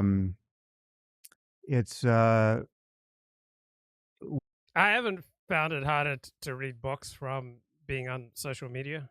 It has served to fragment our attention and our lives in ways that I just can't be good. Even if your diet of information is almost entirely positive, there's this fragmentation effect. It's like I notice people, I notice young people now who appear almost neurologically incapable of watching a great movie from beginning to end. He's sort of going a bit broader there in terms of not just about Twitter, but about internet media more generally. Kids today. Yeah, kids today. And I've got kids of various ages, and there is truth in everything that Sam is alluding to. And, I know people a bit like Sam who have noticed that being on Twitter or other social media has really affected the quality of life. And it's invariably the case, I don't know about Sam, but it's invariably the case with the other people that they are unable to exercise self-control in terms of not reacting to things. And, not sort of, censoring themselves in a way and say, hey, maybe I don't need to broadcast this controversial political opinion about whatever, trans issues, Israel and Hamas. Maybe I don't need to voice that because I don't want to deal with all of the blowback it'll attract. If I look at my Twitter, I guess I'm one of those people that Sam was thinking of who use it in a relatively innocuous way. The last one was I love Indian food with a photo of my cooking. I was promoting a survey for getting a baseline for one of my students who are testing people's cognitive abilities against GPT-4. Another one was about the theme song to Monkey Magic. Monkey Magic, Monkey Magic. and none of that caused me any hassles. I think I made 3 or 4 tweets over 48 hours. So you can use Twitter in a way, I think, that doesn't really bother you. Is that because you're just not popular enough that nobody cares? Well, that's definitely part of it. I do have, Chris, I have 10,000 followers now. I think, hang on, let me check. I do. I've got 10,000 followers. How about that? I'm not knocking your following. That's not Sam Harris territory. Sam Harris has 1 million or I know. however many, right? Exactly. That's right. So, that's a fair point. Your experience will differ depending on that. I also have notifications turned off for people that I don't follow. So it's fun. I mean, I definitely appreciate and sympathize with Sam's experience, but I'm just pointing out that you can use social media in a way that doesn't affect your life in a negative way. I mean, I have opinions about controversial things. I sometimes choose discretion in terms of voicing them on social media. I mean, I think there's wisdom there, but I also think that Sam would argue that he won't choose silence because he thinks it's important that he issues his perspective, right? So even if it's going to bring him pain, he would be able to avoid it by not talking about the issue, but he thinks they should, and he often communicates this on the podcast, right? And I'll play a clip that refers to this in a minute. But the other point I would make here is like my theory of social media, my revolutionary theory of social media Go ahead. is the big boy pants theory, right? Which is if you use it as an adult, right? I'm not talking about teenagers or whatever. I think there are issues about,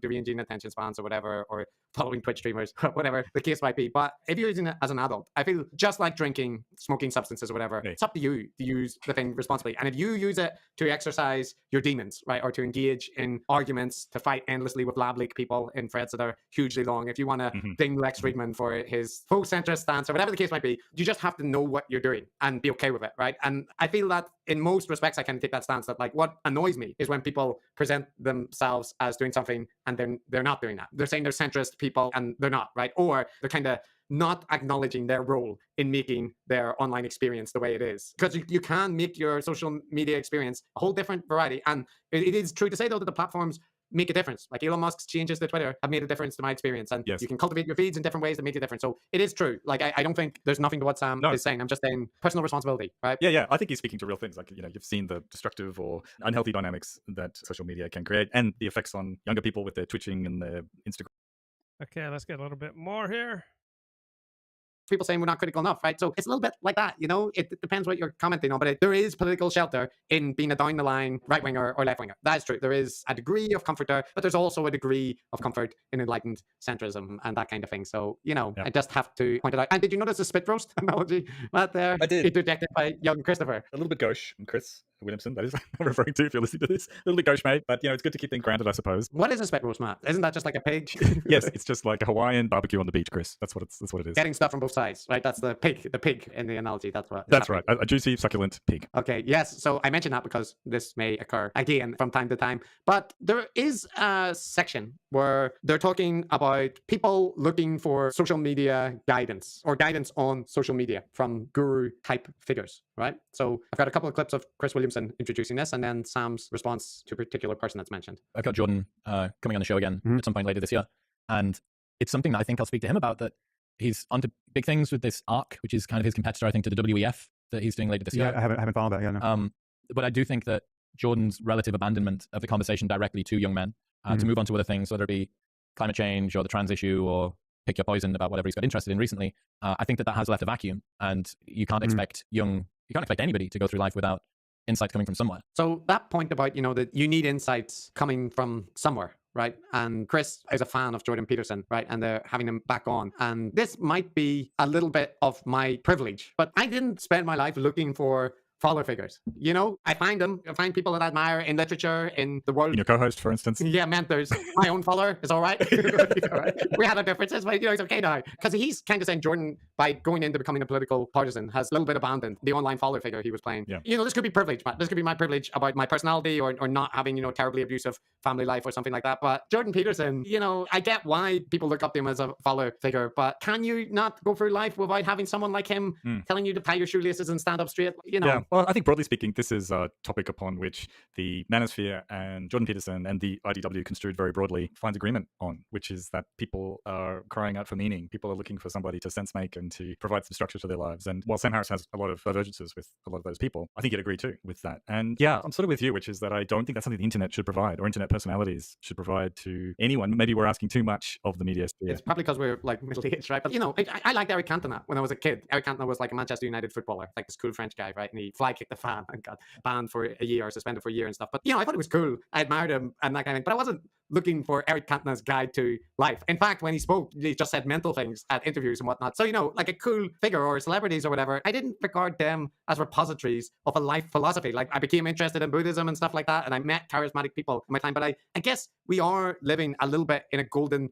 age of online gurus where you're a dissatisfied young person, you're feeling a little bit uncomfortable, why aren't you getting partners, why aren't you popular or whatever, and you're not happy with your low-paying job. And then there's this whole ecosystem of people that will give you philosophies and life advice and, you know, how to deal with things. And I guess I can see the appeal to that, but it's just I'm so strong-spirited that I didn't have that issue. But I guess it's hard to say if we grew up now. It's easy to look back and say, well, I wouldn't have bought into any of that crap, right? And I don't think I did buy into much of that crap when I was a teenager, but I'm not a teenager now. Yeah, well, I'll just say this. I mean, I think it's totally natural for young people, young adults, to find figures that they would like to emulate. If you're lucky, that person could be your own mother or father or both. It could be another friend, you know, somebody in your thing, or it could be someone who's written books and things like that, or someone you've even watched YouTube videos of. Those are natural tendencies, but I'm very suspicious of anybody who presents themselves as a father figure, presents themselves a substitute follower. Yeah, or as being somebody. I am somebody to emulate. And, you know, they talk about that terrible person. What's his name? The guy with the big gardens.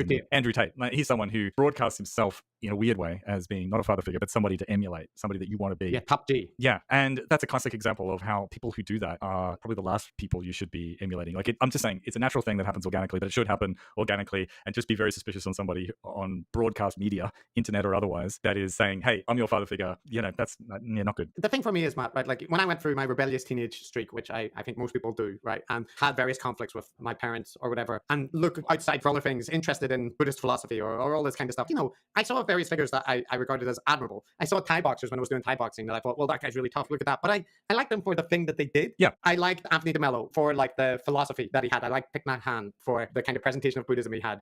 Okay, a lot of questions in the chat about what was it like growing up celebrating Christmas as a Seventh-day Adventist. Well, we did not celebrate Christmas in my home.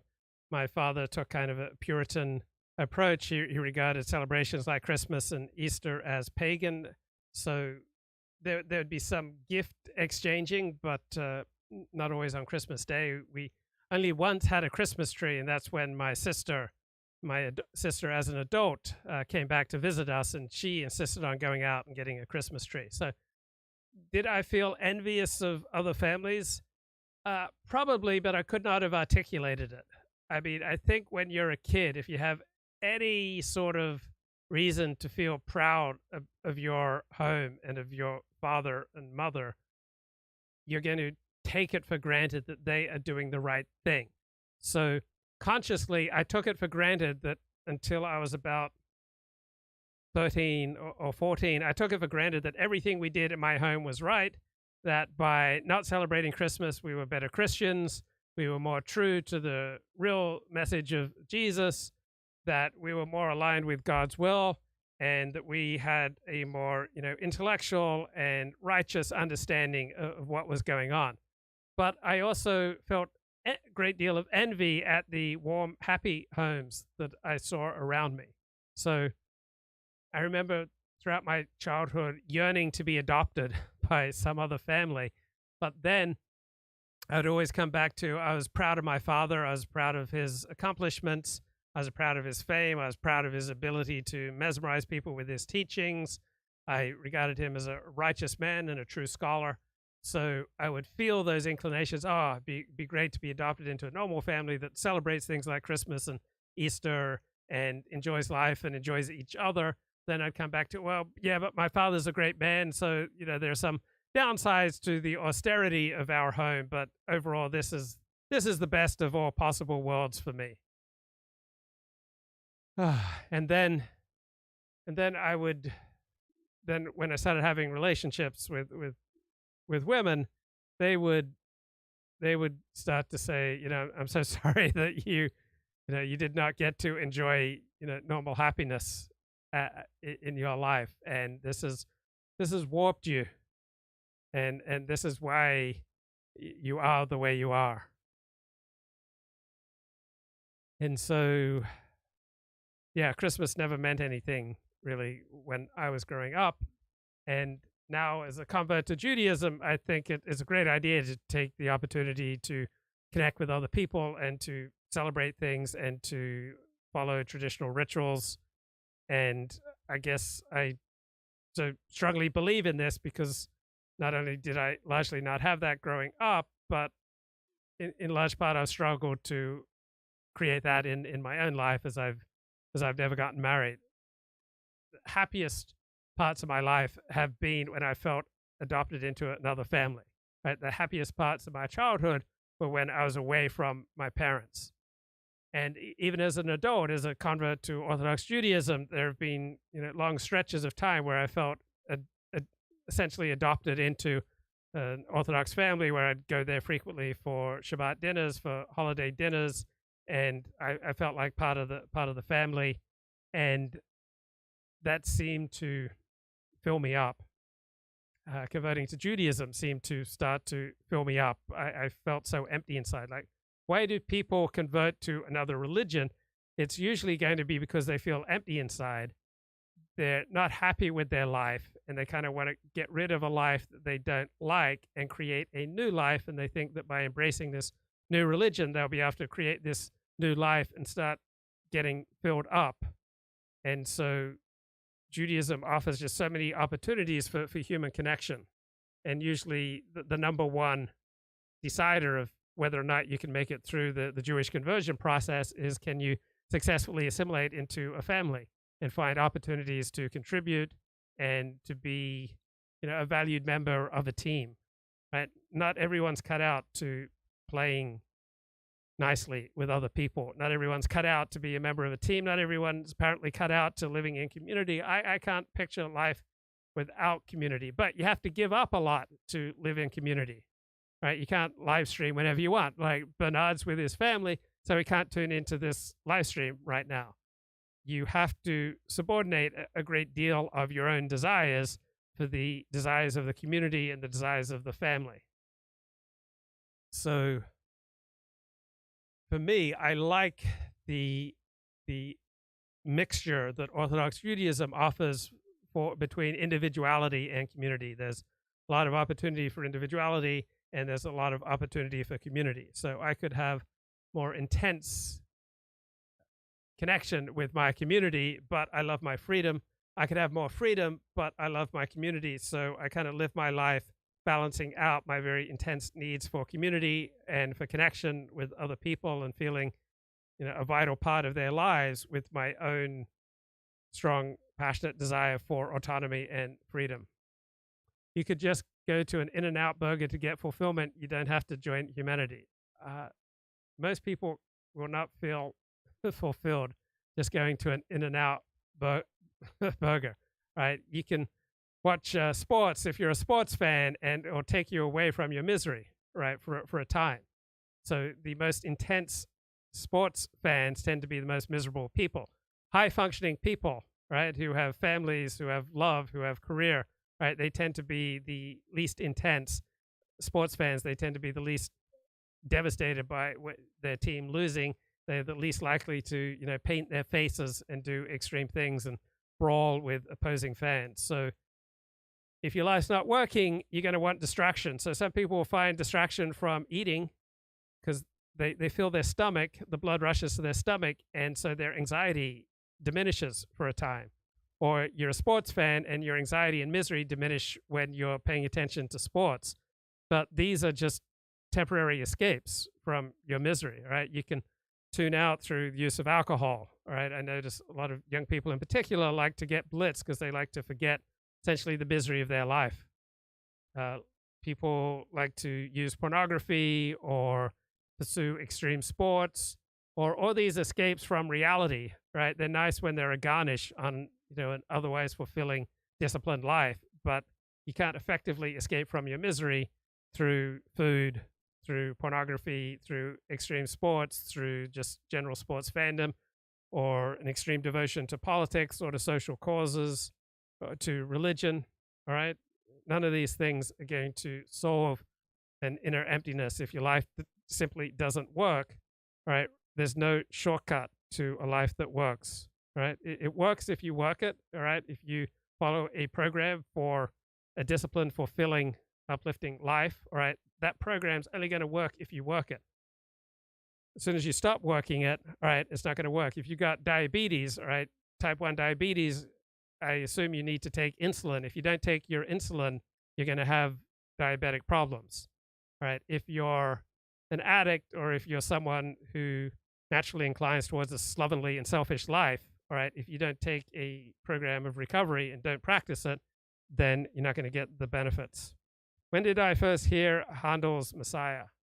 I'm sure I heard it as a kid. I mean, I like it, but it doesn't bring me to tears. So did I ever feel deprived? Yeah, constantly. Like, everyone can mount a very convincing story of how they were deprived, right? Everyone can feel the victim. Every group can feel the victim. Like, there's no politics, there's no nationalism, there's no strong in-group identity without a strong feeling of victimhood. Was I ever envious of other people who are celebrating Christmas? Yes, frequently. Was I envious of the colorful excitement and the gifts? Yes, I was, but not so envious that I articulated it very much. Was I envious of the bonding at Christmas, their family relationships? Yes. As a child, yeah. For me, as a child, Christmas was wondering about what I would get, but then I didn't really need to wonder, because my dad would just say, we'll get you anything, I guess up to $10 or $20. So there wasn't any wonder. I'd just say, oh, I want this particular book.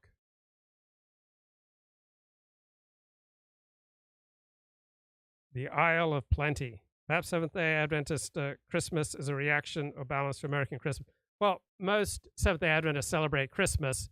It's just that my father was a leading figure in the Seventh-day Adventist Church for many years, so he was much more strict than the average Seventh-day Adventist. So when my father would walk around in public, he would frequently carry holy books with him. He'd just be like dipping in and out of the books as he walked, and then he learned to put on a beatific appearance on his face. So my father wouldn't do anything that would cause him a reduction in status in his religious community. So he learned to, fashion his face in a way that showed how, spiritual and God-centered he was. He learned to always conduct himself in ways that were calculated to try to develop, the most intense commitment by, his in-group. My father had a substantial following. So he, created an entire life. He felt happy, largely based on his ability to move people through, his presentation of the Christian gospel. So my father was most happy when people were listening to his preaching. But here he is 6 years ago. Only rarely do I speak on the investigative judgment. Two main reasons. One, I prefer to speak on the gospel, the good, glad and merry tidings. It makes the heart to sing and the feet to dance. Now, the second reason is the investigative judgment has for many years been passé. One of the leading men in the church, whom everybody knows and loves, made an arrangement to meet me when he came out to Australia a few years ago. And he told me when he met me, we don't bother with it anymore, we don't preach it anymore over there. Well, he may have been exaggerating a bit. I'm sure there are a few that do preach it. But here in Australia, hardly anybody ever does preach it. But the reason I'm doing it... So my father was kicked out of the Seventh-day Adventist Church for publicly trashing the investigative judgment teaching. Now, my father's completely wrong here. He's willfully delusional because he has a certain agenda. So my father was a Seventh-day Adventist theologian and evangelist, and he was highly scrupulous about the way he presented himself, and part of his presentation was that he didn't observe pagan holidays like Christmas and Easter, and he would walk around carrying holy books. He'd delve in and out of them while he walked, and then he worked on creating this beatific, Christ-centered countenance. So he kept far away from any setting likely to be considered sinful, such as movie theaters. His whole life was dominated by his ministry. Like, he made it clear that his Christian ministry was the number one thing in his life. So there was no public setting in which he didn't feel a profound responsibility to be the holy man. So he had no time off from being a representative of Jesus Christ. Now, as a church employee, as a Seventh-day Adventist minister, till 1980, he had to toe the line. But in 1980, at the Glacier View Conference, a Seventh-day Adventist conference held to work through my father's teachings about the investigative judgment and decide my father's fate, right? The leader of the church, General Conference President Neil Wilson, stated that, of course, Seventh-day Adventist employees do not enjoy First Amendment protected freedom of speech. And Neil Wilson was a very canny political player, and my father was removed from the church ministry. So everybody has a boss. When you work for yourself, your clients are your boss, right? When the church wasn't my dad's boss, the donors to my dad's evangelical Christian ministry, Good News Unlimited, became his new boss. So he often refrained from saying things in public that he knew to be true, such as that Genesis 1 and Genesis 2 had different authors. And my father wouldn't say this publicly to a popular audience because he didn't want to discomfort his donors. So many of his most fervent supporters were obsessed about the end of the world. And so my father had to produce a product and a teaching and a personality that was attentive to these needs of his donors. So if you want to learn more about the Seventh-day Adventist Church, the best book is Seeking a Sanctuary, Seventh-day Adventism and the American Dream. So here are some notes from that book. But as important as Desmond Ford's rebellion was, it did not have the lasting effect that Adventist leaders feared and that Desmond Ford's followers hoped. The decisive way church leadership dealt with the crisis was a factor in this. The sequence of events that leads from questions on doctrine. So when Seventh-day Adventists started going to university, getting a secular education, they reformulated church theology in more rational terms, in ways that would be more fitting with general evangelical Christian theology. So there was a time when the church moved a little bit away from its more distinctive beliefs, tried to formulate things in a more rational function. So basically 1968, approximately, we got questions on doctrine to the dismissal of my father, Desmond Ford, in 1980. So these events, according to the book, are a remarkable example of the way a web of theological ideas can unravel once a single thread has been cut. So Ford's agitation itself was widely believed to be a portent of Christ's soon coming by traditional members of the Seventh-day Adventist Church. There is even a novel written about essentially my father as the Antichrist. I think it was called Omega. So the Seventh-day Adventist Church's views on salvation and the heavenly sanctuary remained intact despite my father's rebellion. Like all previous Adventist dissidents, Brinsmead and Ford disappeared from view once separated from the church, and the denomination went on much as before, which is the very opposite of what my father is trying to claim in this video. So the outrage expressed by church scholars following Glacier View had less to do with the conviction that Ford was treated unfairly than with the realization that they had been outmaneuvered by the administration, Seventh-day Adventist Church administrators, that had used them to discredit the Australian theologian, my father. So the removal of Ford marked the end of an era. The flame of open inquiry that had burned brightly with the founding of the Association of Adventist Forums in 1968 was eventually quenched by the events of 1980, my father's removal from the church. Glacier View defined the limits of academic freedom in the modern church and left Adventist scholars defeated on the sidelines.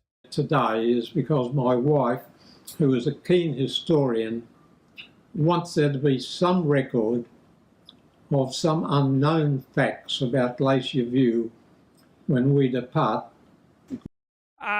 Did my father get death threats? I don't remember that, but certainly there were tens of thousands of Adventists who thought he was possessed by the devil. This life. Nothing I say is against Adventism. I thank God I made a decision in my teens to become a Seventh-day Adventist. I have never regretted it. There are many wonderful things about Adventism. I believe very strongly in the binding obligation of the biggest commandment of the 10 Commandments, the fourth. You may the Sabbath. So as my father was on the edge of death, he, released a testimony saying that he'd pursued truth his whole life and he sought to, vindicate his life's work and to essentially say, I was right, I pursued truth my whole life, and here I stand, I can do no other, and essentially restated his most important theological beliefs. I not know it, but around the world, Sunday observance is almost dead, which means hundreds of millions of professing Christians are working 7 days a week and hardly taking a prolonged glance heavenwards. I believe in the Sabbath as an outward sign of the rest of heart that the gospel brings. The first time the Sabbath is mentioned in the New Testament is in chapter 12, and immediately beforehand we have the well-known words of Christ, "Come unto me." Okay, so back to the theme of populism and democracy. Good column from Ross Douthat in the New York Times, February 2nd, 2022, noting that conservatism has always had a fraught relationship to mass democracy. The fear of mob rule, of demagogues rallying the masses to destroy a fragile social order. So remember, the greatest fear of people on the right is disorder and contagion.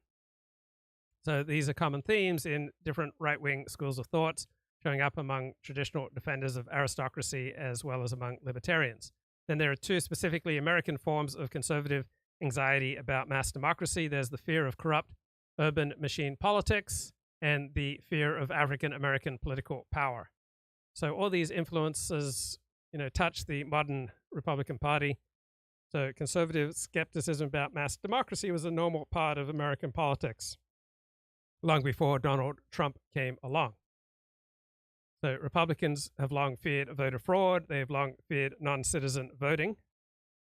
And they fear that demographic change might deliver permanent Democratic Party power. So Republicans are more likely to portray America as a republic, not a democracy, not that there's a meaningful difference, and to try to defend our system's counter-majoritarian mechanisms. Now, this philosophical tendency is increasingly self-interested because if it wasn't for the Electoral College, Republicans would have little chance of winning the presidency. Now, things are complicated because the modern Republican Party is also heir to a strong pro-democracy impulse.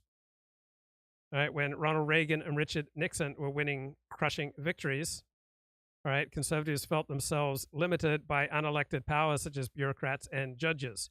So this experience left the right deeply invested in the idea that it represents the true American majority, the moral majority, the silent majority, while liberalism stands for elite power, anti-democratic forms of government, the bureaucracy and the juristocracy in the Ivy League. So with every new age of grassroots activism, from the Tea Party to the local education board revolts of today, the right reliably casts itself as small d Democrats standing boldly athwart liberal technocracy. So Donald Trump's stolen election narratives are a way to reconcile these two competing tendencies within conservatism. You've got the intellectual right skepticism of mass democracy and comfort with counter-majoritarian institutions. And this is combined with the populist right, small d democratic self-image. So in Trump's perspective, there's no tension here. The right-wing coalition is justified in governing from a minoritarian position because it deserves to be a true electoral majority, and it would be if only liberal enemy weren't so good at cheating. Now, liberalism is the heir to its own qualms with democracy, right? The progressive vision is of disinterested experts claiming large swaths of policymaking for their own and walling them off from the vagaries of public opinion and the whims of mere majorities. So you often hear in elite discourse that majoritarianism represents a threat to democracy, right? Majoritarianism means that the majority of the people, should not be allowed to rule if it is divorced from the guidance of experts. So who should lead, for example, pandemic decision-making? Well, from a liberal left perspective, obviously it's the medical experts. It's people like Anthony Fauci and relevant public health bureaucracies. We can't have people playing politics with complex scientific matters. So who decides what your local school teaches your kids? Obviously, the experts, teachers, administrators, and education schools. We don't want parents demanding veto power over school syllabi. Who decides the future of the European Union? Right? The important stakeholders are in Brussels and Berlin. People who know what they're doing, not the short-sighted voters in France or Ireland or England. Who makes important U.S. foreign policy decisions? Right? You need the foreign policy establishment, the experts, not the mere whims of the elected president.